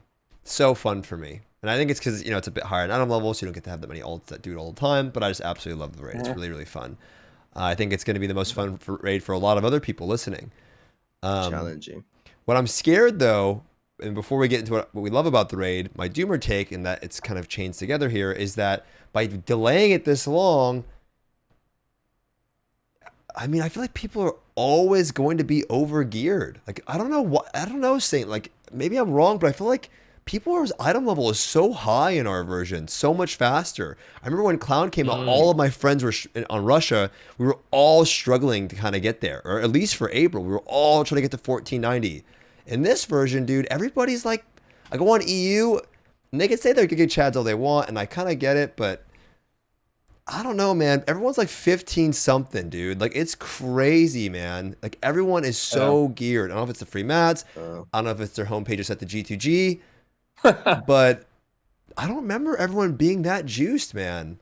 I think our peers, though, like the people who watch our streams and, you know, fellow streamers and whatnot, though, play the game very, very, very hardcore. A lot more hardcore than what someone just like visiting another region's server might. Like, if you played on the Russian version, you might not have been as vested into the game. And some of these folks, they're playing every single day on multiple characters and bussing on like all of them as well, and just making an insane amount of gold. But I'm not quite sure that that's the average user scenario. I would argue that, yeah, for many people who watch, like, I've always argued that if you're someone who watches streams of Lost Ark, on average, you're likely better than the average player who plays the game. Like, you're absorbing information, you're probably playing while watching, that kind of stuff. So I don't know. I kind of feel like having 3 months does give people ample time to not only raise their main, but also raise the rest of their roster as well. Hard for me to tell. I don't know what everyone's situation is like, but I've seen some comments from people saying that they appreciate the extra time or the little bit of downtime. What We also have a lot of new Makokos on NA server. So I've been doing all my card runs this week, and there's so many new players, you know, with the Makoko icons. Not even people that are re-entering the game, trying out Lost Ark for the first time. Nice. So yeah, I think whatever they did with this patch, a lot of people got re-interested in the game. You don't mean bots, though, do you? Or do you mean... No, these are real people, yeah. I agree. Well, I was going to say there are... real. Well, no, I was going to say... There is a lot more bots coming back on NA again, but yeah, like real players in the dungeons. I did notice, and just I can just, you know, first of all, let me ask chat while I pass it over to Cutedog here. But chat, what do you guys appreciate the time? Are you happy about having more time to maybe raise a second character to get to Clown, or maybe push for your roster, or do you not like the time? Cutedog, what do you think about the time as someone that plays the game a lot, that grinds the game a lot? Do you like the time, or would you prefer it to come out, or Scouter, or just do you think it could be organized a bit better? What do you feel? Right now, I'm having enough fun. Most of my fun right now comes from upgrading my alts. So getting my alts closer and closer to relic gear, because that was a huge change for my mains, right? I was like, wow, this is the game, right? So getting the alts to 1445 is like a long-term goal over the next couple months, and I currently find enough enjoyment in that. Now, will I feel that way in a month and a half when I'm like, god damn, all we have is like Pet Ranch? I don't know, because I stream the game also like 8 to 10 hours a day. So I am a little bit concerned, right? But like, me and Mods come from like playing Path of Exile all day, where we're doing the same exact thing pretty much every day. Yeah. And that's single player. We don't get the variety of like, you know, making fun of these berserkers like dying in our raids, playing with different people, different content, you know. So it's a little bit different, but we'll see how it goes. We'll see how it goes. That's what I'm saying though. Like, us as streamers, we're playing the game so much, 10 hours plus a day, because like, content creators is our job too. I almost think that with how much I play the game, I'm completely out of touch and desensitized to the average player's actual free time to play Lost Ark. That's why it's so hard for me to comment on this thing, because I'm like, oh, what if Joe just got back from Russia again? He just got back from work and he's got like 1 or 2 hours to play the game before his wife nags him to make dinner for the kids. It's like, yeah, I feel like I'm most likely out of touch on this. Go make your own dinner, Joe. Get out of here. It's 2022. Yeah. What do you think, ATK? You think it's too long? Honestly, I think it's so end of September, we're looking at it. Well, I think it's fine. I think it's longer the better to me. I don't know. Maybe it's just because like at the end of the day, for me, if it's too long, I just go find something else. I think that's what it's not. There's always stuff to do. I think. It's good for Till to this day. advertise. You got free time, go do hell mode. Yeah. Community. Yeah. If you do hell mode, I have a hell mode topic for you today, Saint, so we can get to it. But yeah, I mean, it increases your mechanical skills greatly if you do hell mode.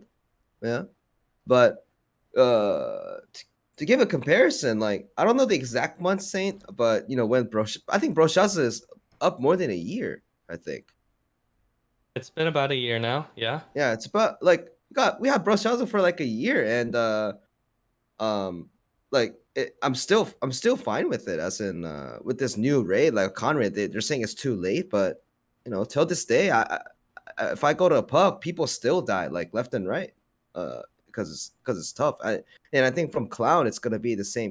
It's gonna be the same case from this point on. As in, it won't.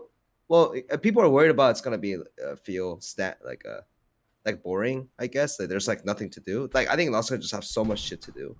Yeah, but it's been a year because our community in Korea complained that we were getting too much content too fast. Yeah. They literally had to slow things down because people in Korea did not have enough time between updates. Exactly. Well, I implore people during this time, if you are, I think you should take a break. I think you should play other games. I've always been saying that for a long time. I think maybe it's as content creators don't. I think you should play other fucking games. You should do it. I think people that just play it and just grind, you're gonna end up hating the game, hating yourself, not enjoying your time in the game. So, if you're bored, I am so. You should play other games. Day. Like it's what you should be doing. I think that's the problem with MMOs. So tribalist behavior, but then you end up just not enjoying the game you're playing. And But like till to this day, like even today, I'm being chased by homework, like weekly homework. I want to finish it. I want to finish earlier and do other things, but I still have 3 raids to do. It's today's Tuesday. I'm just gonna let it roll over. And today's Tuesday, man. I have 2 buses to do, dude. And that's reality, chat. Like eventually you're gonna get to that point too. You might have not have so much shit. You might not have 6 characters, but like literally one of my characters has 5 raids to do in a week. It's like it's so much nowadays. Yeah. And you also have you also have side content, because side content is not bad. It's actually okay. I think the new side content that we got for the music box stuff, I think that was cool. I liked it a lot. I haven't started it yet. I think it's cool, man. You should try it. It's a new collectible. Yeah, a new collectible. It's like seed. But not. But my point is like there's stuff to do. There's definitely stuff to do. Side content, Stoopzz. Guys, I literally play Lost Ark for the raids. I'm not doing no fucking side content. I'll watch some YouTube videos. You gotta do something. I'll wait 2 months to do Clown. Speaking of skill points, huh? Not even for the skill points. Slowly over time, You gotta do it. You gotta do it, man. You gotta do it, Mr. Stoopzz. You should assemble like a group of chatters or whatever, and just go do some horizontal content, right? Go like do your grinding. It's so quick. Maybe I'll do a 24-hour stream. You might have bad RNG when you're gambling some of the meats or something. Yeah, maybe during a 24-hour stream towards the end when I'm trying to fall asleep, I'll do some I'll do some fucking. Picking up some get those flowers. Skill points, my friend. A CBA, dude. Gotta get your skill points. Skill points are important. Speaking of Clown and content and difficulty, because ATK says people will still die in the raid, let's talk about Clown difficulty.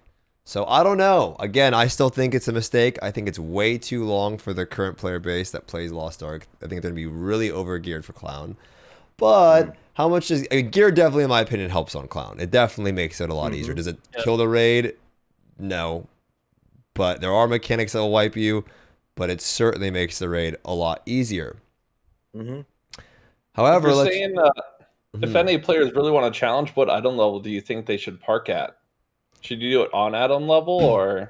At item level, it was fucking really hard, right? It's really hard. I would say. And we had Nuki in my group when we did it, and Nuki was just barely over item level. We had Mayuchi who had a 25 weapon. That guy was stacked, and it was still super tight. So, I I don't know, man. I think if you're anywhere in the 1475, 1480 range, it's going to be tough. But I don't think people will be. I think people are going to be 14. Not just hideable. You probably need the engraving. Maybe they're like all good, dude. They're all. These people are jacked, bro. You need to come over here. Had those gems. Yeah, I've seen some of those guys. These people are jacked over here in the West. Level 10 gems and everything. Yeah. What do you think would be considered overgeared for Clown? Like if 1490s over, in my opinion, it becomes like if they go to like what item level or what gems, they would just. I think it's the gems. If you're in the early 1500s and you're rocking like 9 or 10 gems, then you're in the overgeared territory.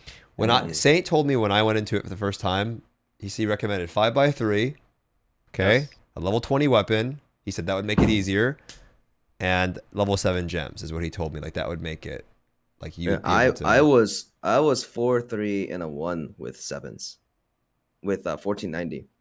Yeah, well, in Korea 7s are like relatively pricey. It feels like gems in the West. Feels like everyone's got like really high gems. Yeah, I'm actually I'm actually jealous. I couldn't tell, but some of these people in the West, they have gems better than I do, and I'm like, exactly. I feel the same way. I wonder where it comes from. But the reason why 5x3 is so frequently recommended, look, you can clear Clown with less. Okay, you can clear it with 4x3. You could probably clear it with even less, but more is obviously always better. And more importantly, if you don't have a static party, why in God's name would anyone ever take you over someone who does have 5x3? It's always been a case of gearing up is basically a resume so that you can look more attractive in the party finder when someone is looking to recruit. I would say that Clown is probably one of the only raids that actually does punish you for having low damage. The conversion mechanic in 8.3. And so, if your damage is high enough, you're not really going to see that mechanic that much. But if your damage is low enough, then you will see that mechanic, and it's a little bit on the painful side. But whether or not Clown is more difficult for you or Vicus was more difficult for you, it really comes down to the player itself. And I know that sounds redundant and obvious, but I'd say that Clown has a lot more personal responsibility. It's a little bit less teamwork oriented and more about like you not getting slapped off the stage and insta dying. Same way with like Vulcan.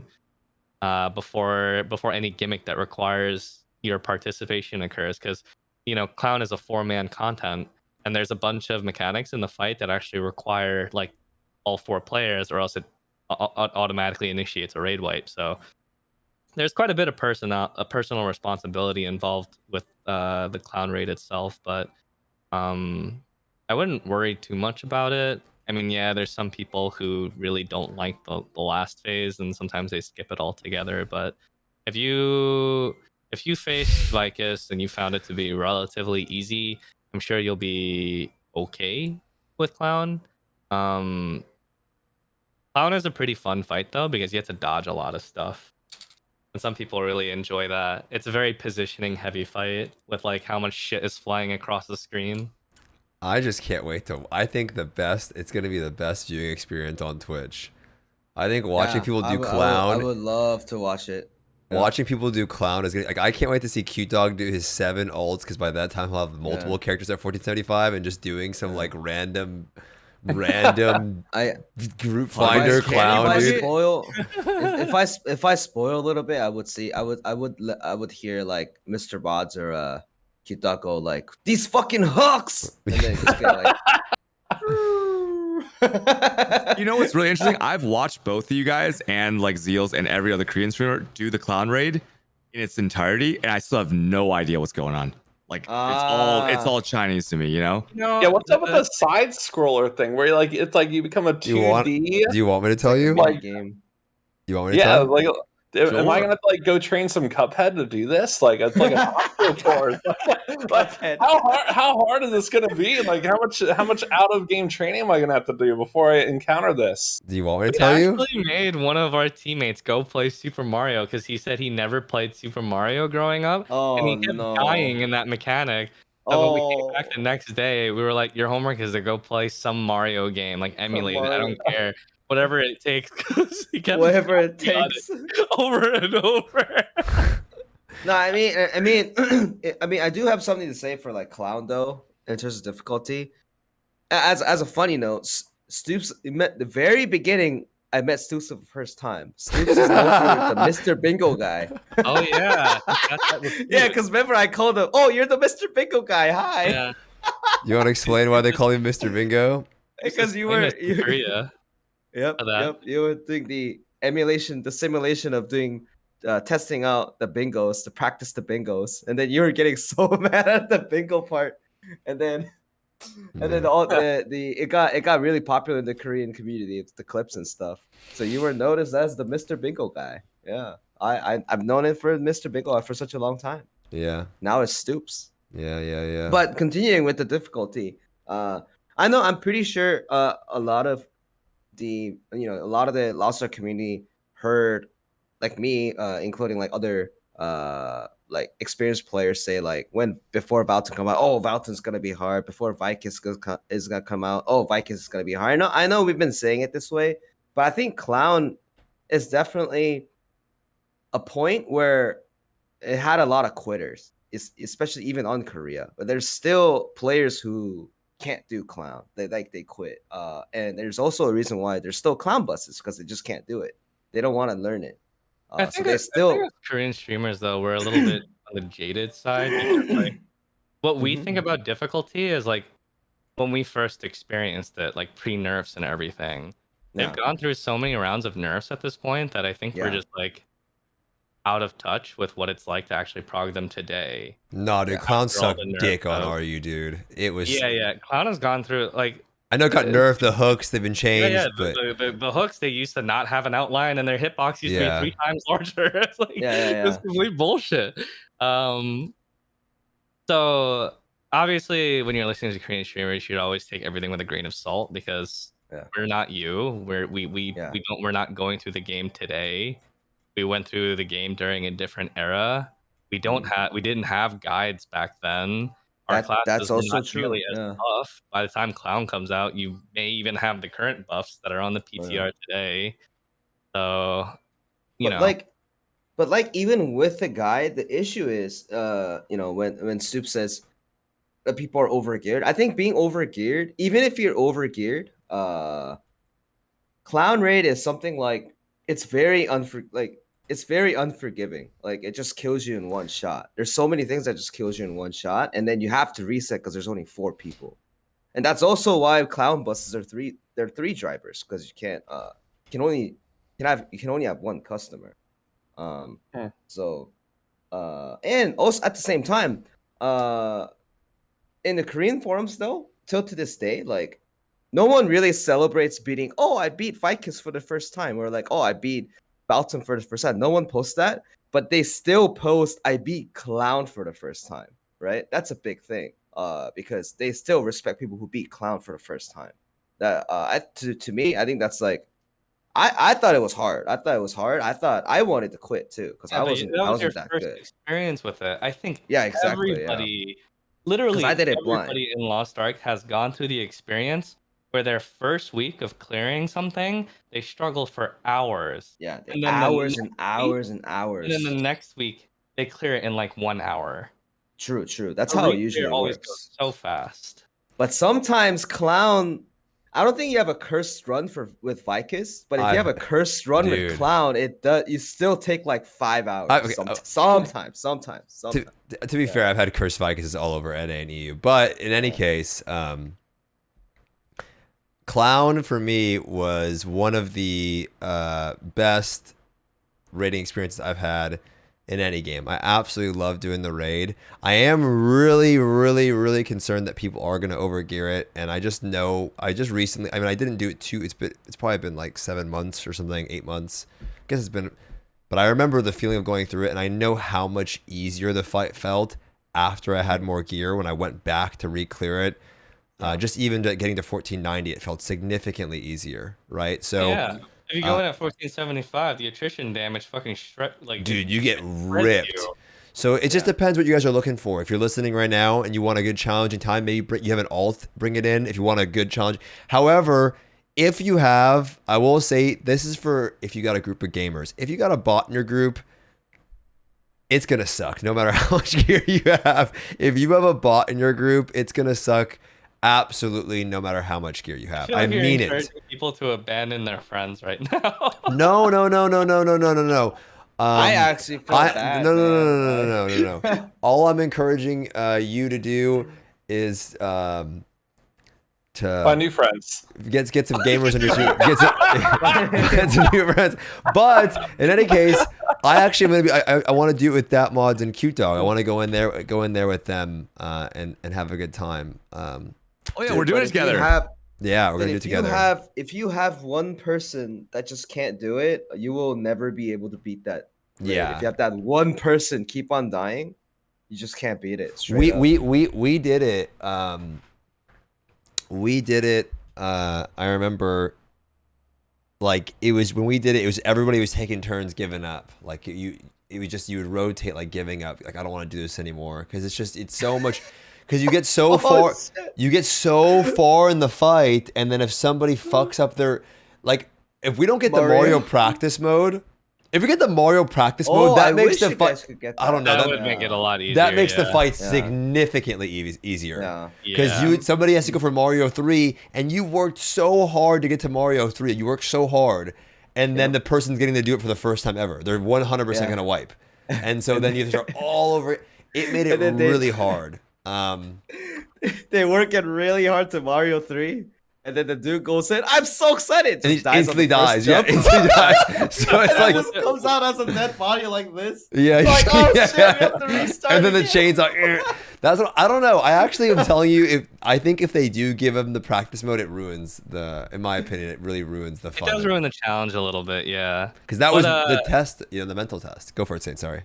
What Albert and Stoopzz are talking about of like if you have 1 weak link, you can't finish the raid. You guys, chat. You guys remember that one mechanic in Albion where you have to dodge a billion things and then jump into the red force field, but you only survive if all 4 people are alive? It's kind of like that. You actually need all 4 people alive, or else it just initiates a guaranteed life. That's the tough part. That's why they're saying if you have 1 weak link, you wipe over and over. You have to reset over and over and over. Yeah. There's nothing worse, dude. When I remember this. You like there's nothing worse than when you're like at Mario 3, you know what I mean? You're like, oh my god, this could be the pull, right? And I didn't even know bingo was a thing, so I thought the guy's actually gonna die. I'm sitting in the tombstone like this, right? And you're staring at the health bars, and there's the chainsaws going through the hooks. You're like, please. And like, and it just instantly kills him. Like, fuck! You have to start all over again. There's so many things that will kill you, and if you have one bozo, like just one bozo that like, I don't know, just can't get this part. You ever have those people that just can't do the one part? Like dude, best way to phrase it. Vicus Phase 1. So many of you can remember this. You can relate to this experience where the guy just can't do the Velga pizza, or he just can't do the gate. Yeah. Just can't do it. Yeah. Right? You explain it to him. Yeah. It's that times a billion. Like there's so many things that if the person can't do it, you're not clearing it. Can you time stop it? I don't know. So no, but that's what I'm wondering. Will the Western version of the game figure out some crazy NAEU tech where they avoid doing the mechanics? Because right now they don't do Medusa. They don't do anything. If they can avoid a mechanic, they'll do it. So I'm really curious to see what happens over here. None of them can do Medusa. I ask them how to do it. They're like, oh, we just time stop that shit. Like, what do you run out of time stops? Just don't bug. Just get stacks for all your characters that are clown ready. But those guys, when you get a static, you guys might fight too. Oh yeah. You might get mad after like 6 hours of prog. A couple times. Yeah, 6 hours. You just don't want to do it anymore. That's Korea too. The way we do it, well, I learned like party 1, 2, party 3, 4 Medusa. That's how. I don't know what you guys do in Korea, but for pugs and shit. But that's how I learned it. I don't know. Anyway, Clown, fantastic raid, really fun. Yeah. Also, just really to add on, rehearsal. You get rehearsal mats. Don't know why they don't just include that a little bit earlier. But rehearsal mats. If you guys don't know, Clown comes with a rehearsal mode. Actually, Saint, why don't you explain it, and I'll prep the next So Clown is a 1475 raid, and as the content goes up higher and higher, they want people who might be newer to the game to also get to enjoy that update. So what they do for raids moving forward from Clown is they introduce a practice mode as well. So for Clown, it's 1475 to enter it, but there's a 1385 practice mode, which has it has the phases, but they're relaxed mechanics and also exclude some mechanics overall, and in some cases, some phases overall. Belshazzar also has this, and you don't get materials for improving your gear, but you get a special currency. You get these like clown-looking condoms, and you can bring them to a shop and turn them in for materials and cards and other cool stuff. Get a select pack. Yeah, Legendary yeah. select pack. Yeah, you can get a legendary select pack. There's legendary select engravings. pack, boys. Every week? No, no, not every No, week. no, not one every time. week. No, not It's a every week. one-time shop. Just But one what time, you do yeah. get every week. Oh. What you can get Wow, every I week wish. are honing books. You know those things that add Yeah, honing 10% books. honing chance? Oh, you can get you it can every get week, yeah. 1 weapon and 5 armor books every single week, and you can save Mhm. them for future classes. Mm-hmm. Mm-hmm. Nice. Saint has like thousands of them, probably. Yeah. Whenever something new comes out, I can just like insta raise it super Yep, fast. yep. Books. Because you got so many books. Same thing for me. Yeah. Do we get I any want- more of those special Express Pass books at some point? The 20% No, ones? but when Belshazzar No? comes out, she has a weekly shot where you get 2 Yeah. weapon and 10 armor relic books that support up to plus 20. Yep. Oh. Yeah. It's Okay. good. All right. Those are good. Moving on. So, I have a lot of topics, man. There's no way we're finishing them all today. It's really unfortunate. Wow. There's so many. Wow, you prepared so much, Stoopzz. I did, and I Good want host. There's so many ones that I Yeah. want to talk about. What a great host. There's so many ones that I want to talk about, but I guess I'm gonna have to just skip out on some of them, which is so unfortunate. Do it all. I want to be respectful to people's time. Saint has stuff to do too. Okay, well let's talk about Akkan raid really quickly. Okay, so Akkan is coming up. That's going to be at the end of this month. People are predicting. It's the first Legion raid that we've had in over a year. Right, a release of a Legion raid. I think we had April and July of last year. About a year. So it's over a year of a new Legion raid in general. And what are your guys' thoughts? I mean, I know this doesn't really pertain to Cutedog and Datmodz too much, but you will be watching it. It will be on Twitch. I'm assuming it's going to be a big event for Twitch because April was pretty large, and I think a lot of people have been waiting. What are your expectations for Akkan, ATK? I think you need to increase your gear score, Stoopzz. What do you think? What do you think the item level will be? Probably 1590. 1590. You think is the item level? I think 1590 makes sense, but it might not be. It might be like 1585 maybe, but 1590 makes sense because when Belshazzar came out, it's 1490, right? And that's plus 20 everything. If you plus 20 everything on a Belshazzar gear, it's 1590. Okay. So it by that being is I think that's what it makes sense. But they should let us know early, at least like a week or two in advance. But there's no noticing about that, so I'm kind of like a little bit worried. But everyone's it's same thing when you said that so many people in NA were overgeared. I think it's the same case here too. I think people have Esters. So you have a static with like full Ester 8s and all that stuff. Well, you right? guys have So had like a year. people are overgeared I mean, now. You guys have had a year. NA's had like they're overgeared after a month after Vikings. Yeah.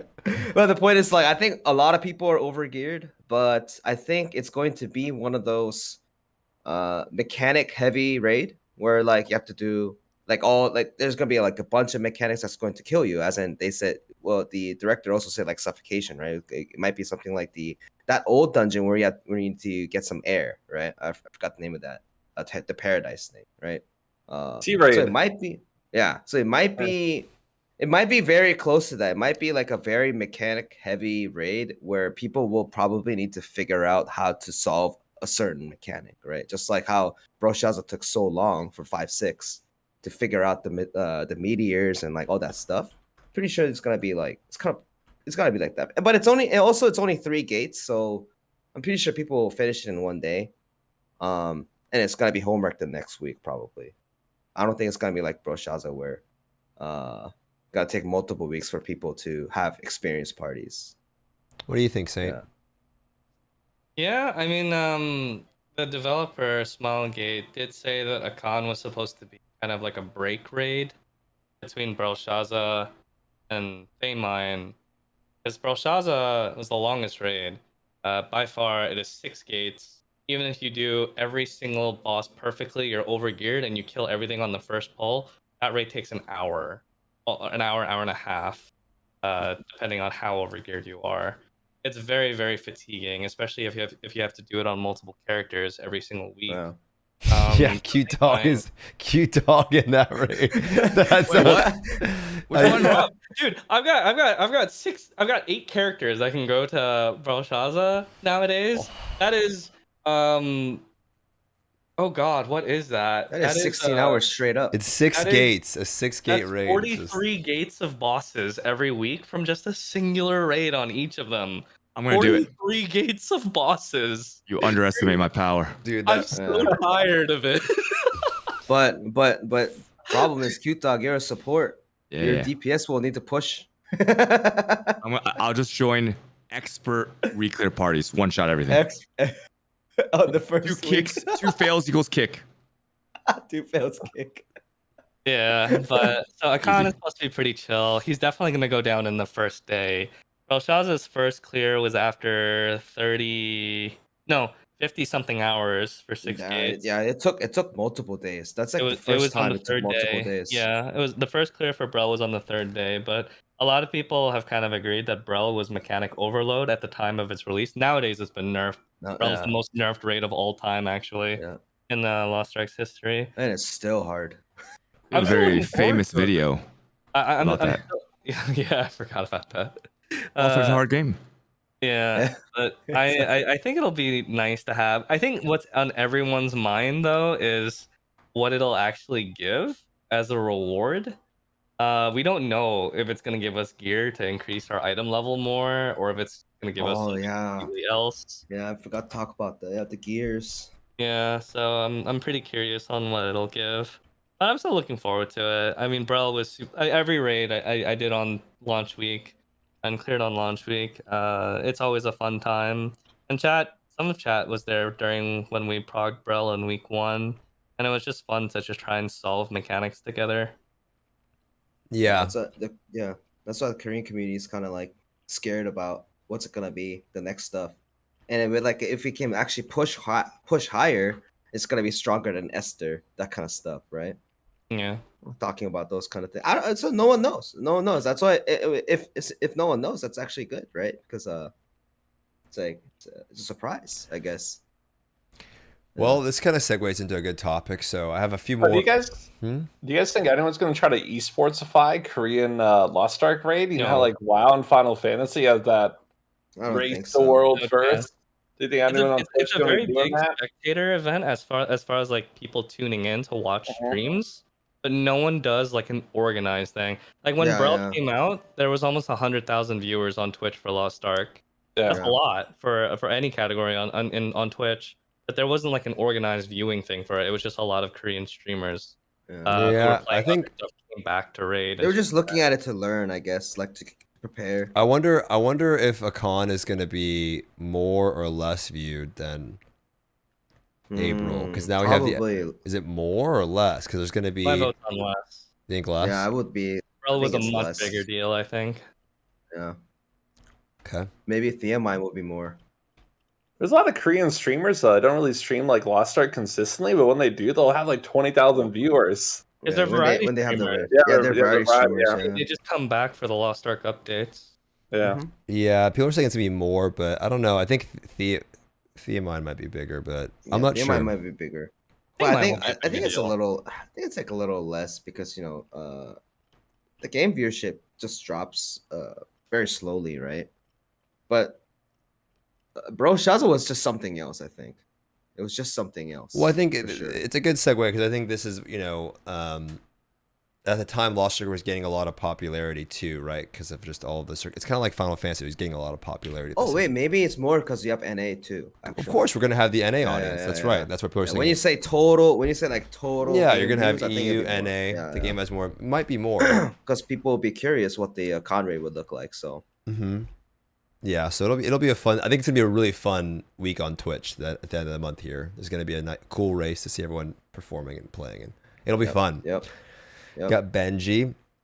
Got Benji. Is Benji here? Oh, 여보세요, Benji. 여보세요, Benji. Okay, so I kind of want to talk about this topic because it was something I talked to ATK about it a little bit off stream, just kind of chilling on Discord one day, and I wanted to talk about it because I actually do think, in my opinion, I've seen this happen in a lot of other games before, and this is my doomer take with Lost Ark right now. Okay. And I think it's important to talk about it now because I don't really want to see this happen to the Western version either. So, my biggest fear with Lost Ark in particular is, it's a lot, but I want to hear Saint's take on this especially, and I want to hear ATK, and then also Datmodz and Cutedog because you're someone that's playing on the Western version alongside me right now. So when I first got into the game, Lost Ark had April wasn't out yet, and I got into the game right when Vicus came out on RU. And so the gap to get into the game wasn't that large, right? We talked about this a little bit, ATK. It was not that, you weren't that far behind. We had a Hyper Express, you're getting it at 1415, not really that far off from the end content being 1460, okay? And, as time has gone on, and that 1 year gap with, we had Triangle and the April hard mode, but it's still a long time of people just kind of continuously honing their characters, selling buses, making lots of gold, and farming shards and mats. My fear with the game right now, and that this isn't going to be something that you'll experience in the West for a really long time, which is why I'm talking about it, is that Tier 3 is going on for way too long, right? And a lot of people don't really, Tier 3 is great, it's a lot of fun, why would you reset it?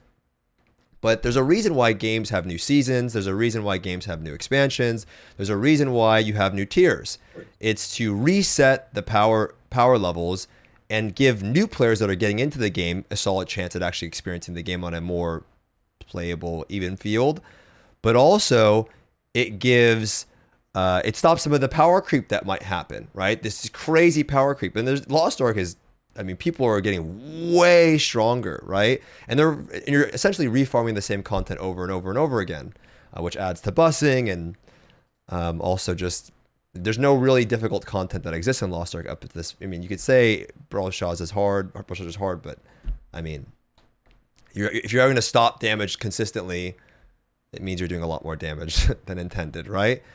And my fear for the game is that I've been saying it for a little bit. From my experience playing on the Korean version, I don't have a roster, but I am someone that's been playing over there. And as a newer player, I think there's an insane paywall in the Korean version right now. I think that the amount of shards that you need, how long it would take for you to set up a roster, how far you're behind on the card set, how long it would take you to even acquire those cards to be anywhere near someone that has it. And although it's a great system overall for someone that's been playing the game for a long time, it is a giant barrier, right? It's a huge wall that you're just always doing that much less damage than somebody, even if you were trying to farm it, right? It would still take you an insanely long time to get that card set, which is something that people are now all getting. You have the weapons, and then also the amount of shards that you need and how you can't really easily trade them around or acquire them. You have to that's a time gate. And also the inflation is just insanely high, right? If you're a newer player and you want to get 100 blue crystals, that's a fucking Vulcan run. And they are trying to combat this with giving a 1460 Hyper Express. They're doing the new Welcome Challenge. But if one of your weekly raids, costs 100 blue crystals, and you need those blue crystals to activate your pet buff or whatever, you're not really getting that far. And the shard price is so expensive too. And you want to use Mary, well, it's going to cost you a couple hundred shards, right? So, and then what happens is a big ramp. But then what happens is, well, you're going to start turning to busing to get your content done. But that's going to also add to even more inflation, right? Because if you're busting content, you're busting people that wouldn't normally clear it, and now they're getting clears done that they wouldn't normally be doing. So what I think is when I log off, I call it the pay to win version of the game. When I log off the Korean version, I literally say it's the pay to win version of the game. I honestly think it's a huge paywall. I wouldn't actually recommend the Korean version to anyone that's new trying to get into the game today. I really wouldn't. I think you're just insanely far behind. And the longer they delay this tier 4, which I know they're scared to do it, right? They have to be scared because the idea of tier 4 is scary to anybody that's playing the game, right? You've invested so much time in gems, mats, materials, and you don't want a hard reset. What is the solution there? Because if you don't do one, the new player experience is just going to keep getting worse and worse and worse. You're not going to encourage new blood into the game, no matter how much you try doing it. I actually don't know. I'm really curious to hear what you guys think about it, what the solution would be, and what you think about tier 4 in general. I have some thoughts, but I'll save it because I've talked enough for now. I just want to hear what you guys have to say. We'll start with you, Saint, and then we can kind of go around. I don't inherently think tier 4 would solve that, because the only way that would solve that is if you truncated tier 3 the same way they did with tier 1 and tier 2. But I don't think they would do that anytime soon. The way that tier 3 is set up is a very elongated portion of the game, and I don't think necessarily they're going for consistency there. I don't think that they aimed for tier 3 to emulate the duration of tier 1 or tier 2. Even before tier 1 and tier 2 were truncated, went back when they were 3 sub-tiers in the first place. It is true, though, that as we move forward and forward, it becomes harder for new players to catch up as people continue to farm and gain strength and grow their roster. Even just the number of characters that an existing player has compared to someone brand new starting the game, just their one character is quite large. I think when we're talking about, I guess, how pay to win the Korean version is, we're talking about how someone would catch up to the existing player base. And if we're going, straight into money, then yeah, it's quite expensive.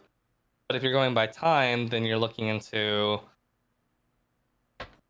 6, 7, 8 months as a brand new player to naturally get angle at 1580. I don't know, man. You could. You would have to play like a fucking. You would like. Yeah, you know what I mean? It's not even. At the same time, there's probably a lot of people that wouldn't even like that amount of time. Like, yeah, they think 6, 7 months. Like Final Fantasy, that's a long time. Yeah. So I would already address that as a potential concern, because you look at another game like Final Fantasy, as a brand new player, you can get to the end game in just a few weeks. You're just playing along at your own leisurely pace. But that's a symptom of Lost Ark's vertical progression. I think Lost Ark probably has some of the steepest vertical progression that you can find in a game. And with vertical progression, usually you're inhibited by time gates. Again, using Final Fantasy as an example, they have time gates, but their vertical progression doesn't exist. Which a lot of people either like. Most people like it. There's some people who don't like it because they like vertical progression as far as like raising an item level and stuff like that goes. But while Lost Ark isn't as bad as like a game like MapleStory when it comes to vertical progression, it's definitely some of the steepest. I can't think of a potential solution off the top of my head to this. But do you? Let me stop you there. Do you think though that the fear of doing a tier 1 to tier 2, right, is going to do more harm to the game? Because to be honest, like, what did people think when they were honing in the like someone said in chat said, don't worry about tier 4 Stoopzz, keep honing. But it's not about like that. That's this. I mean, to be honest, you're a baboon. Like, what do you say? The point is, it's not about the existing player base. Is that the game ends up being a game of just like the same small amount of people that play the game, and that's not what an MMO. That's what an MMO is. And the game becomes like MapleStory. It literally becomes like MapleStory, where it's just a very small, just giga farmed out people. One of the biggest thing about MapleStory is right now they have a thing called burning, where people come back to the game. Terra burning. Right? And you catch up, but then you instantly see, well, you're like 8 months behind anyone that's doing anything relevant. And that's why the game's not popular, because it's like such a, and I don't want to see that for the Western version, to be honest. At the same time, this is the reason why that people jump in during the summer and winter events. That's the reason why you are seeing new players in your version right now in the Western version with little Makoko icons, is because they were drawn in by that Hyper Express because it gives them an actual opportunity to catch up in a reasonable time frame. If you try and join in Lost Ark outside of the summer or winter, it's a slow journey. True, without but any of those events or benefits. True, but I don't agree that jumping to 1460 is going to help you catch up in a reasonable time frame. I think they need to give you a 15 something, like I'll give 14. you a lot of shit on top of that. But 1460, you are fucking still months out, right? And it's like, if the content's unclear for a year, I don't know, man. I really think I'm worried. I honestly think that the longer they don't do something about how crazy, dude, the shard numbers are insane. You need like a milli. You know what I mean? You need 1 million shards, and if You're just too much of a You need that doomer, much? Stoops. no, I'm not. I really. This is a topic that I am doomer because I've seen it happen to other games, and I'm worried that if you don't cater to the new player experience, because that's what made the game popular in the first place, it's gonna hurt the game. I So- really do believe that. So when They're always been about long-term goals and aspiration. That's like the basis of an MMO. Right. You got to cater to the new player, Yeah. man. The new player's everything, dude. It's what keeps the game Well, alive. how bad is it in KR, right? Like, if I start brand new and I start progressing up using the passes, am I not going to be able to make raids or do the raids as I push up? You're gonna be If buying you buses. started right now in the summertime during this existing Hyper Express, it'd be 1460 after like a week or two with the Mhm. current Hyper Express, and then after that, there's some support afterwards. But yeah. it's a pretty quick journey up to 1520, and then after that, it slows down tremendously. But you see what Yeah. I don't. Well, would I Here's- be here- gate here- kept here's from the thing, doing though. stuff though? Like, I would still be able to do the raids with other new players, or would you not be able to do the new raids with the new players and experience stuff? Well, that's a community issue. You got stuff like people looking Yeah. for minimum 18 plus Light of Salvation, and that shit takes forever as a new player. See, Chaz tripping. 1460 Saint. You're going in there with no roster. Like, you're not going in there with a roster. You got the new player don't- experience. I don't care that much about roster level though. No. You're not. Oh, you mean like your income? Like, overall? think about yeah, it. You got yeah, one yeah. character at 1460, bro. You're not making shit. And like the amount, True, like but- 100 blue crystal is 3,000 gold. But Think on the about other that, hand, chat. On the other hand, in the Korean server, there's ridiculous market saturation, and I've showed chat that you can get something like a Grudge 5 Crystal 3 Cheaper accessories, for under cheaper 1,000 gold. with accessories, high quality cheaper, but you're not because of honing, market right? saturation. You're not honing. Well, I have a good example Mhm. where, like, say, when the Aeromancer came out, Saint, I forgot, 2 weeks or 3 weeks. It's been Aeromancer? 3 weeks. Yeah, so I have a bunch of people who just started. My Korean streamer friends. I talked to them a little bit. I helped them a little bit during my stream too. So he started. He's used to MMOs, like play MapleStory, like Dungeon Fighter, all that stuff. So he just bought gold from the game, $300 worth of it, because I told him just if you want to spend money, like you can just buy gold. So he just started. Now I think he's at 1495 ish. He got a little lucky on the honing too, but the problem. This is his problem, right? I think the biggest problem now is no one wants to play with new players anymore. Kind of. True. There That's a are community new, thing that I yeah, there are mentioned. new, there are new rooms, but it's so hard to find just a tri-party in Korean server. So what you do is, even I even felt bad by saying this, but like I told him just take a bus for the week to get the materials for the relic gear, right? But since he's a streamer, he had viewers that helps him on a raid, right? So he didn't really get to do the tri-party, but if he dies, it was a reset, that kind of stuff, because it's for content, right? But my point is, when you just start, either one, no one's gonna play. No one really plays with you if you're just like not a streamer. There's no tri-parties enough. It's usually a school party or a bus that you need to take. And as the raid goes on, like for Vikis and Clown, and he said he beat Broshaza first time for the up to the 4th, right? That at the same time, as Stoopzz said, it is not even close to get to pubs. As in, if you need to get to pubs these days, you gotta have a Light of Salvation sometimes, right? Yeah. Light of Salvation. There is even Light of Salvation 30 parties, right? If you're not at 30, like they just usually get you off for hard 5-6. For someone who just started the game, you can't get Light of Salvation 30 like in such a short time. Even I took like 8 to 9 months by buying card packs all the time. That one is the biggest time gate for sure, the cards. But I can't tell my friend to buy card packs every day at the Marie shop, right? Because it's with weird. what gold? He's buying that with money. Yeah, he's You know what I'm buying that saying? With money, So, like it's just You can't even whale it. have that. but you can't you're even gonna whale it have if either. you want to reasonably, dude. I mean, my point is this: is like the gold inflation is high, and they already tried solving it before, right? With like limiting you to 6 characters, and it's already at 3,000. Which hopefully they're gonna look to solve it, right? So but you that's can not. buy the gold. I'll let you go for it. Yeah. Yeah, so you can buy the gold, and then you can catch up as much as you want. But card is something that you just can't catch up. Right. So That's I what think I'm trying card to is say as well. Gearing is not that hard in Korea. You guys in the West, I don't know your situation. I don't play over there. Yeah. But in Korea, what Stoopzz has said, because he mentioned Korea specifically, doesn't matter if the accessory is 1,000 gold. The Fion's like 5,000 gold. Whatever. You stop your progression on honing for like a week or two. You get your accessories. It's good to go all the way up until 1540. Mm-hmm. Point is, in Korea today, if you start now, yes, you're looking at like a 7-8 month journey. Gearing up isn't terribly hard. Honing, the cost of materials is low as shit now in Korea. Mm-hmm. The cards though, and things that are hard time gated, there's no solution to that. Yeah. So I mean they do try to give it by like they're trying to get a lot more card content. packs, way more. That's undeniably like true. monthly They're card, giving but out that's still you would have to pay for it, money. like, but they're giving like out free this ones month- too, though. Like we're getting a lot of that card plus packs like as this well. month the card package reset. I didn't know they were gonna sell a card package again.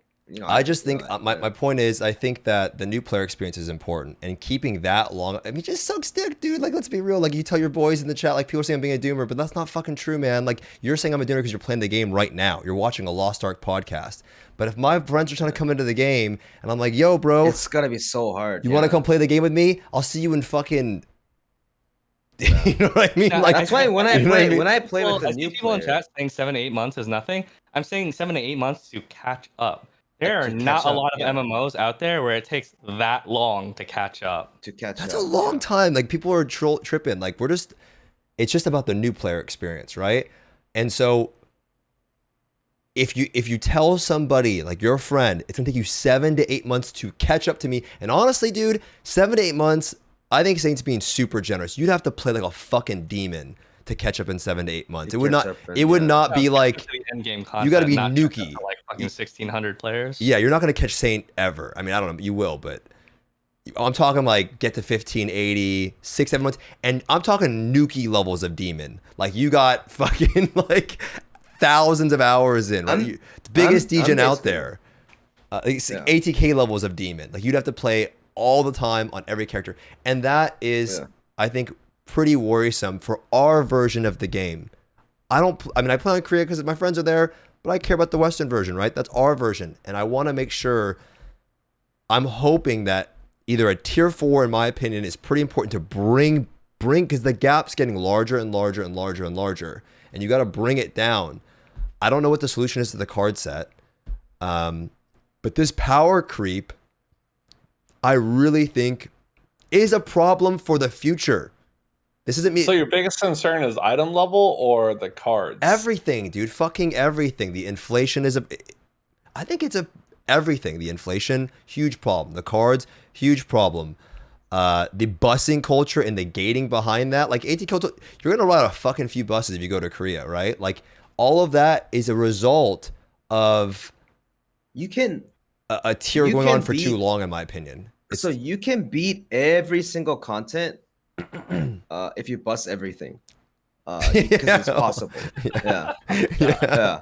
As in, like, you can ride a bus for everything. So you're telling me if you could get carried, you could beat everything, but then is it actually beating it? Don't you want to do it? Exactly. Yeah. So that's But why you might need to do it. Isn't the This point seems of like a playing an hashtag MMO ad is for ATK's bus services.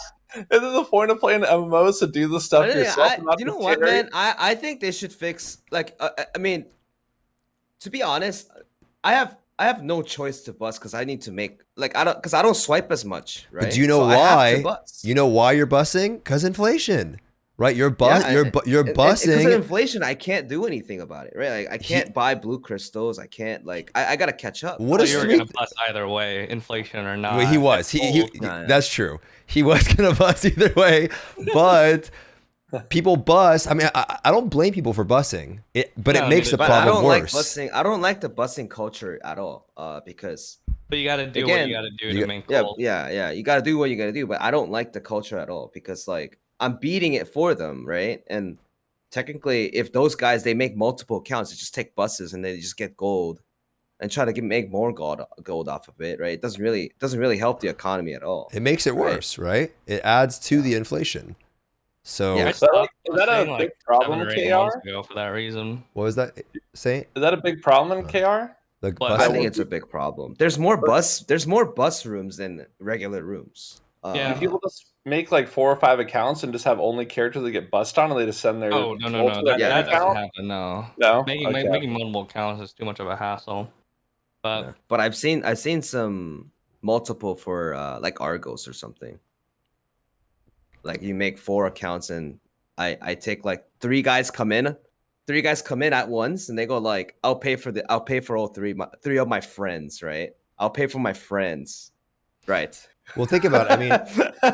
I mean, if you're Cutedog, right? And you're right now the gold that Cutedog's earning from raids is pretty good, right? But why people start busting, especially, is that like in NA, busting is fantastic, but in ATK's version, busting for a lot of people is how they actually make their gold, because as the game inflates, your static source of gold doesn't increase really, right? So, how do you keep up with it? You're capped at how many alts you can make, right? Yeah, You can't make gold for more than 6, so now I got to make more gold.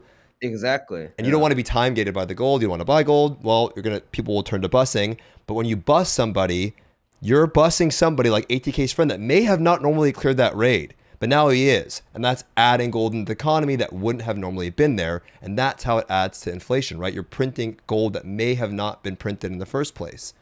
So if I give you an example, Stoopzz, Yeah. if I bust everything, not including Broshaza, right? Because you get to run 3 Legion raids, right? 3 Legion raids per character. I get about 160. This is Valton and Clown together. It's 160 raw gold, right? If you add Broshaza on top of that, that'll be double it because Broshaza is like 23k. And there's also Kayangil too. Kayangil is about 7k to 8k. So you have all that stuff. So what people do for Korea is, let's say there's someone like me, and you find someone that is similar. They group up, and then they have multiple accounts, and they just bust together, right? And they just make millions of gold every week, you know. There is something like that for sure, because I can tell that like some of these busting culture thing, they just gather up together, and then that's how they make all the money, and that does bring inflation, right? Yeah. And some people do really they just really make a lot, and then that's their job too. It's like because they sell the gold too, like an RMT thing. I know it's a bad thing, but people like they just do it on the side. But some people Lost Ark's their job, like really, because they make enough for the month. So we call them rice farmers, right? But it's like organic hand farm gold. yeah, Yeah. What do you, Does it sell for more than the bot gold? Sure. Sure. But honestly, like let's say in Korea, right? You can buy, let's say, like a 1540 account, and you can just bust Falton if you're skilled. Let's say I buy 5 accounts that can bust Falton. I just bust Falton all day, and that will be my job. And people actually do that. The point of the busing thing is that it's people who ride the bus aren't just new players, but people who experienced players. But it's also something that new players will turn to get the content done, because maybe they're getting gate kept because they have no cards, etc., and they have to get rid of bus, right? Mm-hmm. And that will eventually happen. But I'm curious, Cutedog, you've been playing PoE for a long time, right? And the game I know has added layers on top of layers on top of layers on top of layers on top of layers on top of layers. I guess my question to you is from your experience playing PoE, do you think that it gets to has it gotten to a point in that game where it's not very new player friendly, where in the past it may have been? Oh yeah. Like you know these balance patches that came in Korea, how like if you're new you don't really know what they mean. Yeah.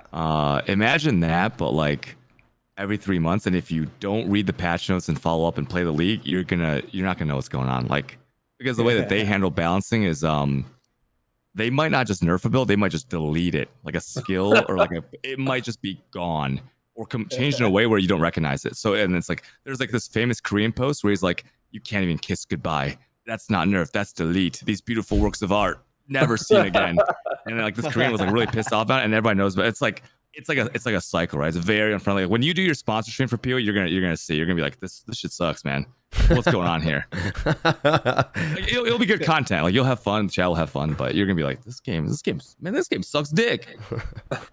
So what you're asking about is the biggest complaint about Path of Exile: the oversaturation mechanics and overlapping mechanics. So you'll see, especially you want to try item crafting in Path of Exile. Meta crafting an item. Okay. Do you understand what I'm saying right now? I don't think we'll get that far in one session. No, they're not going to get that far. You're not. I'm going to play for a few days. I want to predict how long is your sponsored stream? I'm going to play for a few days. I'm not going to just play, unless I absolutely can't stand playing it, but I'm going to play for a few days. Okay, but how long is your sponsored stream? 4 hours. 4 hours? I want to guess you make it almost to Act 3. In 4 hours? I have no idea what that means. Maybe only Act 1 and 2. So like maybe Act 2, end of Act 2. Yeah. Before you even start to actually get to play the real game, you have to go through the initial stages of the campaign. It's 10 acts, and you kind of just build character power, and you just get your basic. To be honest, man, I'm gonna be honest. I asked for a PoE sponsor because I knew the league was coming out, and I want it.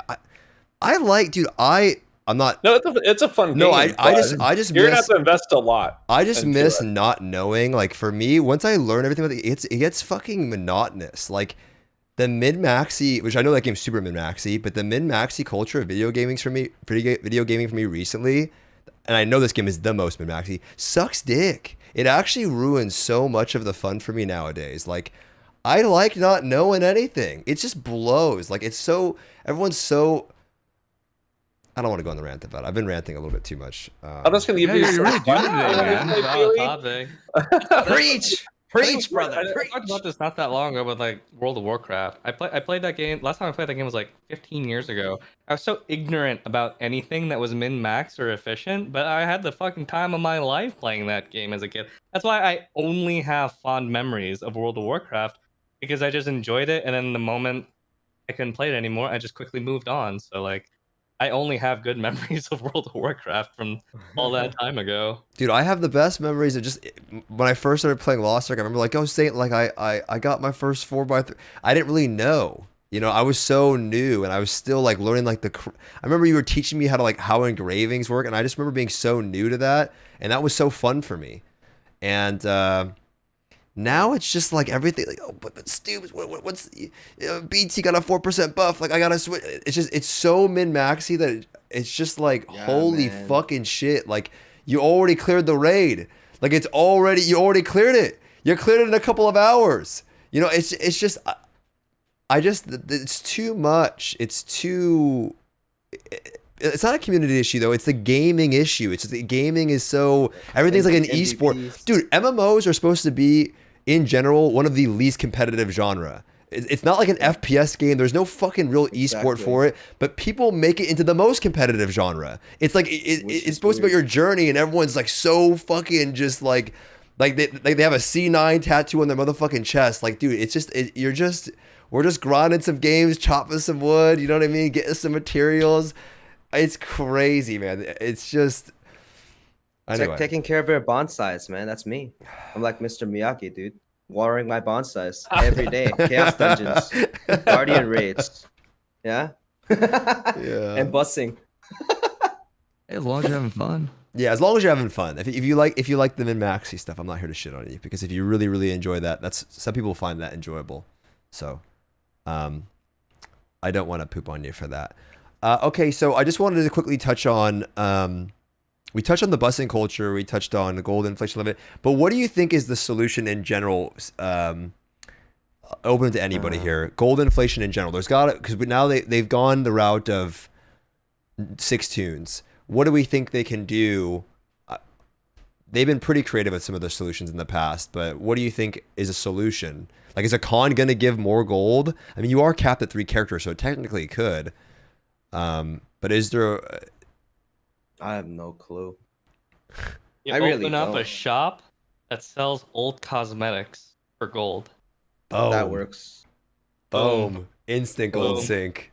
Instant gold sync. You know what the joke? You know what the joke was? Remember, the director was like on us. We can fix gold inflation if your weapon breaks, and everyone goes, "Oh shit!" You know, like, and then he goes That like, is "Don't actually worry." true. They showed some of the math behind it, that weapon breaking and downgrading actually does help curb gold inflation. But then they were like, we wouldn't do that to you. Oh, yeah, he did say we wouldn't do that to you. I guess it is the issue of, like, one of the cool parts about Lost Ark is that you get paid for doing the raids, you get gold, but then it's also the issue that adds to the inflation of the game, is that you get gold from doing raids, right? I mean, busing actually wouldn't be as harmful if you didn't get gold from the raid. There's just no real gold sink right now.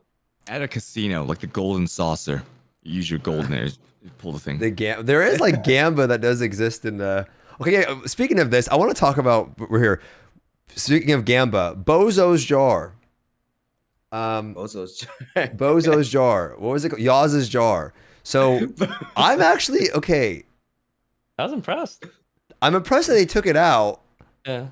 But then they took it out. Like, how about where'd it go? Like, can we get something else? Like, How do you get legendary? They're gonna monetize that's free money for them. they're sell gonna that bring if it they want back, right? They will monetize it in some way. It's Amazon, of course they will.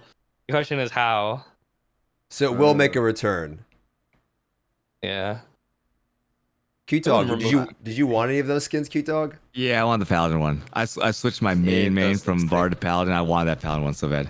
And also, like, you get lucky. If someone gets lucky, they sell it for a lot of gold. Like, I don't think it's that bad. It's a loot box thing. And then, like, you know these packs in the shop now?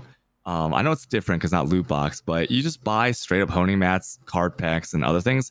There's no distinction between, like, the different levels of pay to win, whether it's like 1% stats or progressing your card set or your eye level faster. Like, it's the same. People can see that. People aren't like that dumb, right? No, So, like, you're sadly mistaken. What I'm saying is right now, no one's mad about honing packs and card pack sets. Everyone's excited about that. Oh, Mari's refreshed, hell yeah, right? Like, oh, blue crystal, yeah, you know, like, people like that stuff. So the Yaz's jar is just like, to me, it's this exact same thing, if not better. I love you. It doesn't upgrade your eye level. I love you, and I want to take you to to a nice I think dinner. people just don't like the principle of the loot box.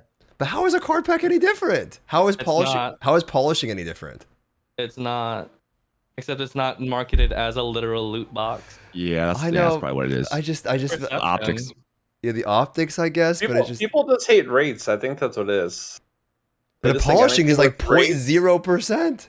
At least it was 10. Yeah, but when you buy your materials from the shop, you just get the materials. It's not like a 5% chance to get the mats when you swipe your credit card. But it's a 5%. Okay, it's 5% to get the actual upgrade that gives you the DPS increase. It's the same with the skin. It's the same thing. Yeah. I don't know. People just have different thoughts about it. Yeah. There's no pity on the Yaz jar. There's no pity on polishing either. You don't or gain stones. progression. Or card packs. Yeah. And people were fucking eating those up. Oh, Stoopzz, should I buy me some card packs? But fuck Bozo's jar. I'm like, what the fuck, dude? Yeah. It's the same thing. Like, Stoopzz, I bought fucking 3 card packs and I got 3 fucking Kakul Saydons. But fuck Bozo's jar. I have 14 out of 15 weekend Kakul Saydons right now. You know, I think there's like an association with it though. Like cosmetic loot boxes, that's a thing in other games, and people hate it in other games. Card packs. Did anyone ever complain about a card pack in Hearthstone before? I don't think so. I didn't, but yeah. Yeah. Love me some Yu-Gi-Oh packs. It is perception, I guess. I hope they bring it back. I think ultimately them not adding another layer of Maybe Oz's Sure, jar, what sure. we'll do is instead of like right how it works, like you use your materials, and if you get a duplicate or whatever, right, you get to break it down, you get half the mats. Maybe they'll just do it so once you get a duplicate, you can't ever get one again. So you can only get one of every item from the Oz's jar slot. So I had the pity system. You know what I mean? So it might still be $100 cosmetic, but you only got to spend $100 to get Right. the legendary skin. You'll never have to spend more than $100. Yeah, that Sounds could you be might- That's you so might- random. It's like someone can But spend you- just like $5 and get it, you know? Yeah. That's how it could be. You might spend $5, but no matter what, it'll be hard capped at that limit. Hmm. You won't have someone spending $1,000. I mean, somebody could spend $5 and get a 100 quality weapon. But everyone you know? values It's like- different. Money is different. Then someone will argue, "Hey, $100 too much for the legendary skin. I want it to be $5 or $15 or $20. Where do they set that cap at?" Yeah. That's Right? a good To make idea. I everyone think it's a good idea, to be honest. I think it's a better idea than. Let me ask chat something. How many of you guys want to see the skins back in some way, though, right? Like, we want them back in the game, right, Amazon? Could you get. What the fuck? They look so cool. How are they not in the game? Like, Yeah, I love sell those skins. directly. Don't even make it like a loot box. Just sell it directly. 50 bucks? Legendary skins. $40 skin? I don't know what. Yeah, Do you think they'll be happy with the profits from that, though? it's more than a normal skin still. Yeah. It's more than not selling them at all. I mean, shit. Give me I the. know that, yeah. You bring back Yaz's jar, you right click Yaz's jar, then you get a whole selection of things, and you just, oh, I want this one, and then you pay that many golden fabrics. No RNG, just buy it just like that. Yeah. Sounds good to me. Do it like You're that. gonna I mean- replace that skin though. Like it might be cool now, but you know how it is. You put the skin on, and then the moment the next cool skin comes, you have to get the Yeah. next one. Yeah. So Yeah. with the Korean, so you guys always have those anniversary skins and like cool stuff. I think those look amazing. You get those for free, right? Yeah, I mean, Yeah. a lot of people buy the legendary skins, they don't even wear them. They just put another Yeah. skin over it. Yeah. Yep. Who wears the Yep. Platinum Founders Pack skin anymore, right? I don't see any of True. those anymore. Those look dog in True. general, though. Those were most of those. The platinum, the Founders Pack skins were dog almost. It's Almost the new all drips. The new drips. They look good when you didn't know anything else. It's kind of like real life when you kind of like dress yourself when you're a kid, and then you like, look back at the picture, and you're like, "Damn, I had no fashion sense at all." of them. I look pretty good in this, don't I? I But then mom's like, I can't go outside like that. I can't go outside. I look down at myself, like, what's wrong with what I'm wearing? Yeah.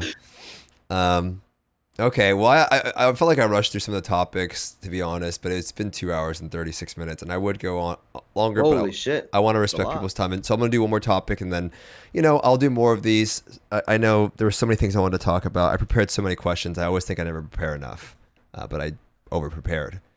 Damn. But let's just, I want to do a quick little reflection. It's been, Lost Ark came out back in February, and it's been about 6 months. And, for me, Wow. I've been playing just over for a year now. And I didn't expect myself to be playing Lost Ark this long. I mean, I told myself at some point I need to go back to my old YouTube route and actually post YouTube videos again on game reviews, because I told myself I was going to do that. And Lost Ark fucking ruined that, and I stopped doing that altogether. So I got to get back on that at some point. But just want to ask you guys, what's been your experience playing Lost Ark so far? Saint, you've been playing it for a while. ATK, you've been playing it for just a little bit longer than me. And do you expect to be playing the game this long? Are you still enjoying your time? So just a general thoughts about the game, and then each of you, what's your favorite thing about the game so far after playing it for so long, and your least favorite thing? We'll start with Saint, and we'll go down. I've been playing this game for a really long time. In general, I've seen all of you guys, all four of you actually, and everyone in chat as they've come into this community. Either way, I mean, my channel was much smaller at the time. Thanks to this game, I'm living a much better life. I think Stoopzz and Albert to some degree can attest to this as well. Cutedog, Datmodz, you guys were already huge streamers even before Lost Ark. But I got to meet a lot of people. I got to meet a lot of people, and it's been a lot of fun. I think if you ask anyone in chat who's been playing the game, though, they would think I've been playing for 6 months already. Or for some people, I guess it might feel like you've been playing the game for years already. At least you got through the worst parts of it at the very beginning. Yeah, it's much better I'm- now. Yeah, it's nice to go through each and every patch for both the Western version and the Korean version. Everyone gets excited about both types of patches, and you get to share that experience with everyone. So it's fun. So thank everyone in chat for allowing me to be successful, and thank you to my peers as well for constantly supporting me. I've always liked Lost Ark, except for that time where I wanted to quit back in season 1. But Season 1 was pain. I almost quit. I Yeah. actually was this close to quitting and going to What did- BDO. What didn't you like about it in season 1?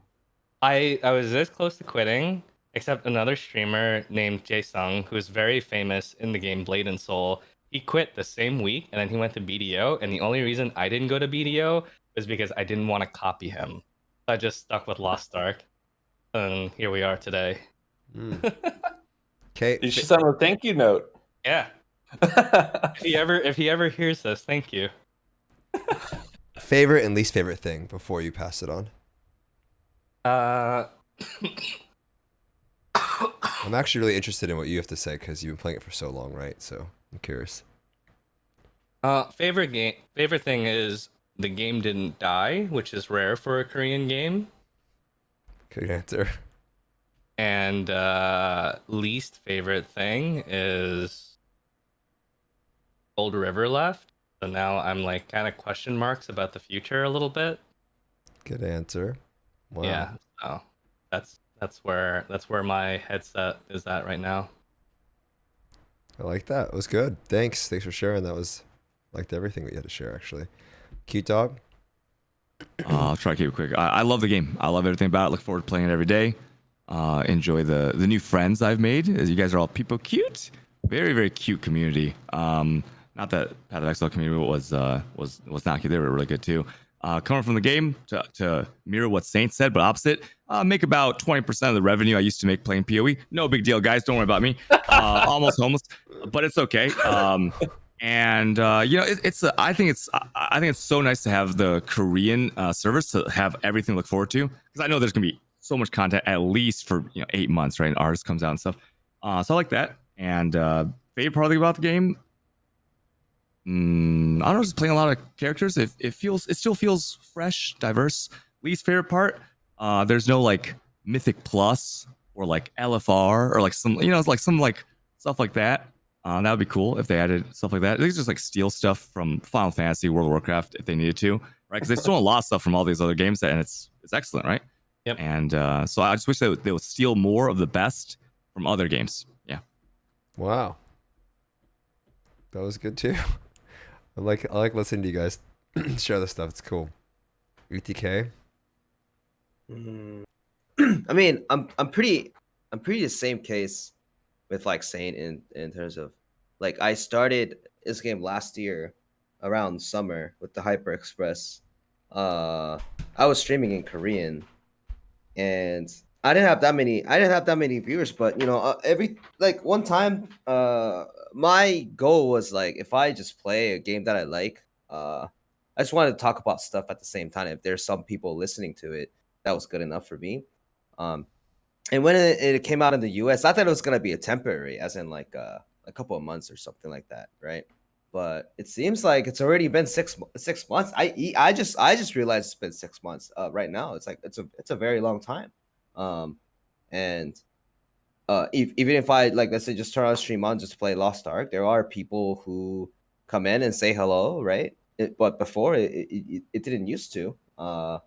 And the fact that I still have something to look into, like every day I wake up, I have something to do in Lost Ark. I think that's like a real gift, because like if you wake up and don't have anything to do, that's like the saddest thing, right? I got like goals to do, and you also have NA still has a lot of patches, so I have a lot of things still, right? And hopefully the Korean version update a little, like by the time it comes out. I hope this thing kind of lasts as long as it can, because that's what drives everything for me, right? So favorite is, again, there's just so much stuff to do, and then it's still not boring, and then it's a game to play with. I have a lot of friends to play with as well. I think that's like the favorite thing, as if the game's challenging. It's still challenging. Again, like buses are bad, but buses are still fun. Like there's always stuff to do, like every day, and I'm still getting chased by homework to a point that I'm just gotta be busy, just busy every day, just playing the game, right? And the least favorite is probably same reason with Saint, of like the director leaving and all that stuff, but like the path being. The reason why I stayed at Lost Ark is because they listen and I really like the director. Now it feels like I don't know what's gonna. It kind of feels a little darker, right? I don't know how the progress is going to be, or I don't know how the update's going to be. So far, I like it with the balance patch, but some people don't because there's a lot of doomers sometimes. But I like their progress so far. But the least favorite thing, again, that what I think is it's a little dark now, and within the current changes, it is not as clean as it used to be, I think. And they still take feedbacks, but I don't understand if it's like in a good path or something like that. So that's like the only thing I worry about, but it's not as big as the positive stuff that I do right now. Because at the end of the day, I turn on the game on, I enjoy, I talk to people, and then I just go along with my day, right? And then unless something else changes drastically, I have no problems at all. Yeah. Cool. Mr. Datmodz. Well said. Oh man, I feel like you guys said everything already, but yeah, no, I've looked forward to Lost Ark for years. In the Diablo 3 community a long time ago, when I first started streaming, we first saw like the original Lost Ark trailer like in 2015, and it blew up in the community. There's like this guy Moltrin, he was like calculating stuff all the time in Diablo 3. I don't know if you guys know him, but he made like this video on Lost Ark, right? So we've always been looking forward to it. And when I jumped into Lost Ark originally, during the KR launch in 2018.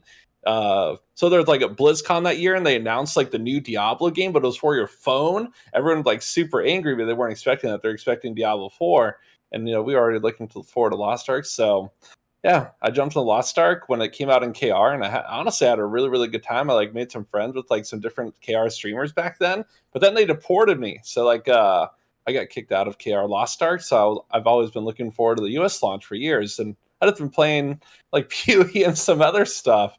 But yeah, no, I've absolutely loved the last 6 months. It's been so fun. Yeah, I think really my only critique is in the beginning they had a little communication issues and roadmap stuff and scheduling. I definitely think that hurt the player base a little bit. So in hindsight, they probably could have done a little bit better planning for our version of Lost Ark.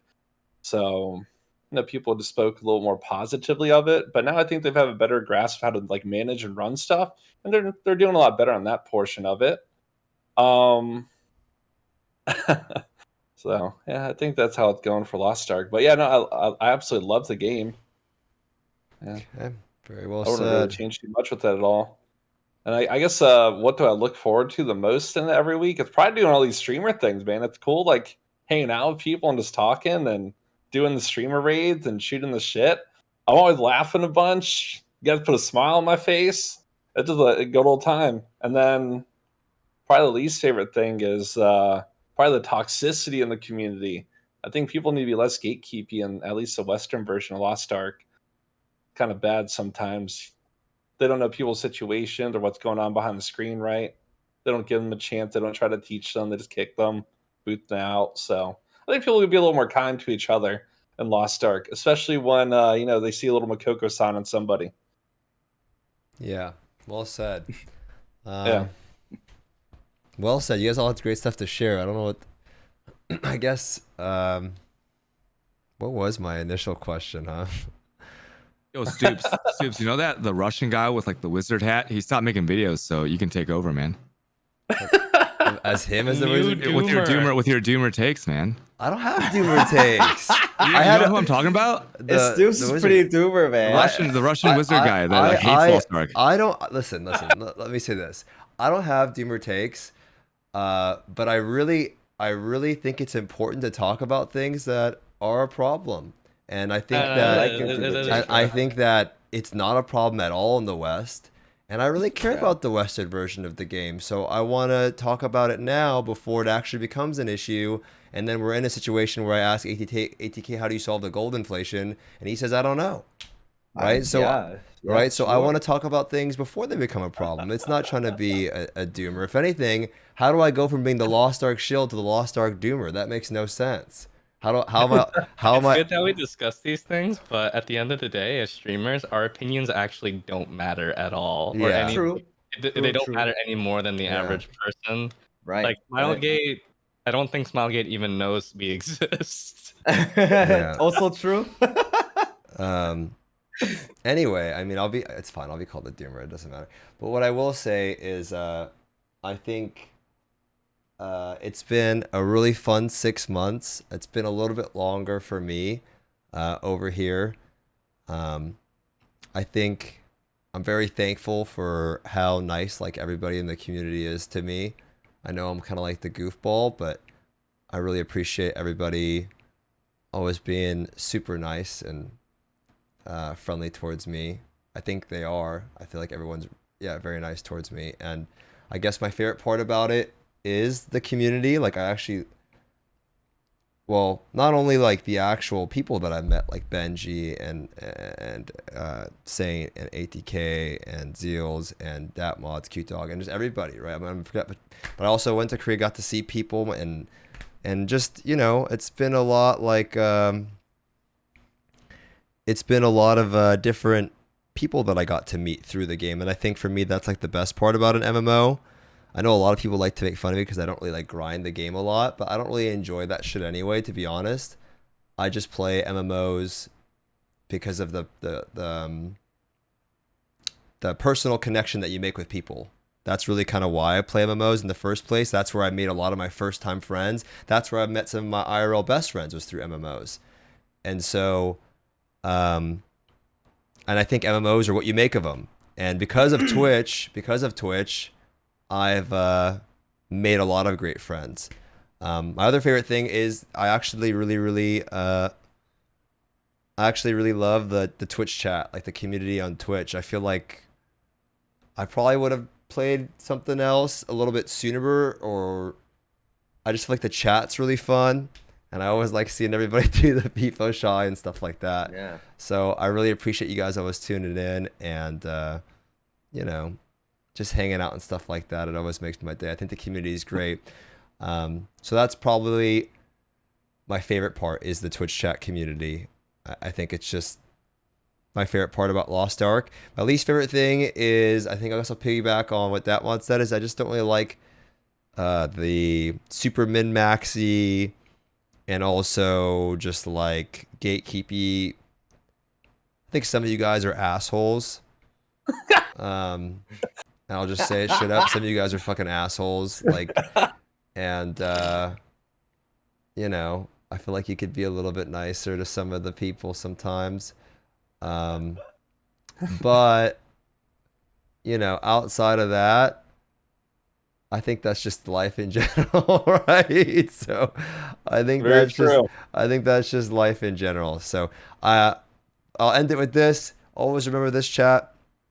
You may not be able to control the balance patch. You may not be able to control if they implement tier 4, fix the gold inflation, or make the new player experience better. You may not be able to control that. But what you can control is the community and how you treat other people in the community, right? So if you see a little Makoko walking by, you know, help him out. Maybe give him a couple extra wipes. You know, give him a little something. You can control that, right? If he needs a little help, give him something, right? Help the guy out. I've been seeing a lot of new Makokos in chat. I've been seeing players asking me new questions. Help the guy out, right? I mean, I think at the end of the day, that's what makes the game fun. I don't want to play a game with nobody in it, because that's not a game at all to play. All right? So, yeah. In any case. Can I ask one question before we go? Yeah, of course. Like a round? No, you got plenty of time. Oh, I mean, okay. Yeah. What is everyone's favorite emote in game? You can go first, Stoopzz, if you want. I love the fucking. I just love the let's play one. That's my favorite one. Give me a hand. Play one? Take one? Take my hand. Take my strong hand. Yeah, that's my favorite one. Yeah. What do you think yours is, the ATK? Favorite emote? I like the any emote. NA doesn't have it, but I like the Scuffy 2 heart one. That goes like Oh yeah, the two From hearts. yeah. The scuffy emotes. Not the I like island those. soul? And I also Wow. like Valton. The Valton The emote. Valton? Because I've been using it. I've been using it recently. Do rock paper scissors and get the legendary engraving. Do you use I rock lost all of quickly? them though.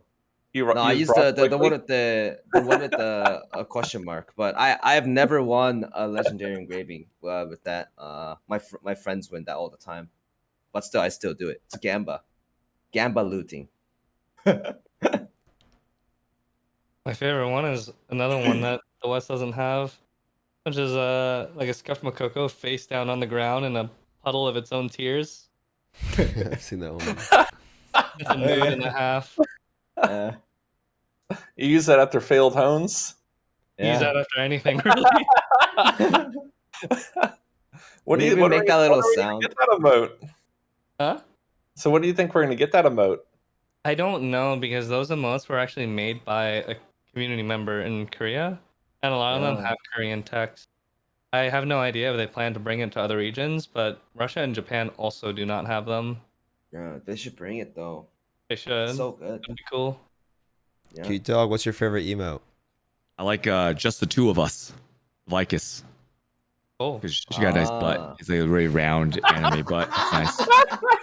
It's really nice. You guys have it? You guys have it? What is Nice. it? What Get is it. Get the. Yeah. Yeah, it's Vicus like sitting like you know how she sits on her sword with the crossed legs.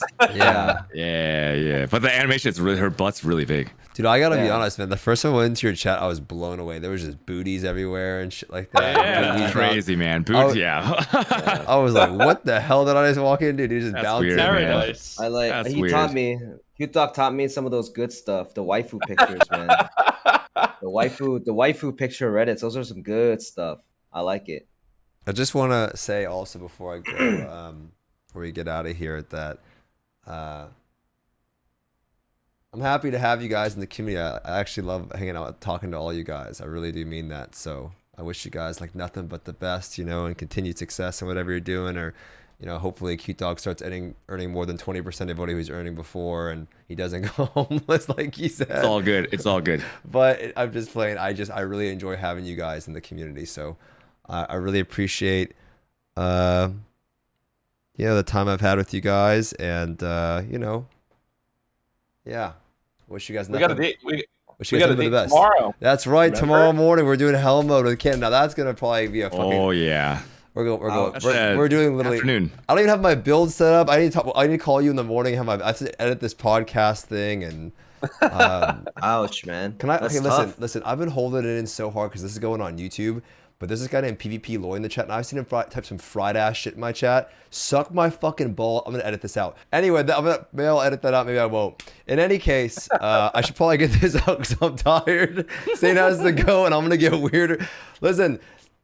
Please go check out these guys, Cutedog, ATK, Datmodz, Saint. They have tons of info on the game. If you want to see every support played at the highest level possible, go check out Cutedog. He's got like 8 of them. The min-maxer of gold. If you want to go check out ATK and ask a Korean and find out anything you want to know about the entire game, it's on his YouTube channel. It's on his Twitch stream, The Master of Buses. If you want to see Datmodz, the free-to-play god, the legend, free-to-play plus, do some hell mode tomorrow. Check out his stream right there. And if you want to find out the encyclopedia, the person that knows literally every single thing about the game, you ask him a question, he knows the answer to it. It's Saintone or Saint No, One. just I'm not sure which one it Duffield is. or something. No, he wants to direct you there. Seals or ATK. In any case, Guys, if you have questions about Lost Ark, this guy named Saintone, he knows everything. he's a Ask Lost him. Ark director in the cut. That's why he Yeah. hides in the dark. He's trying to. He's want to Yeah. make himself be seen.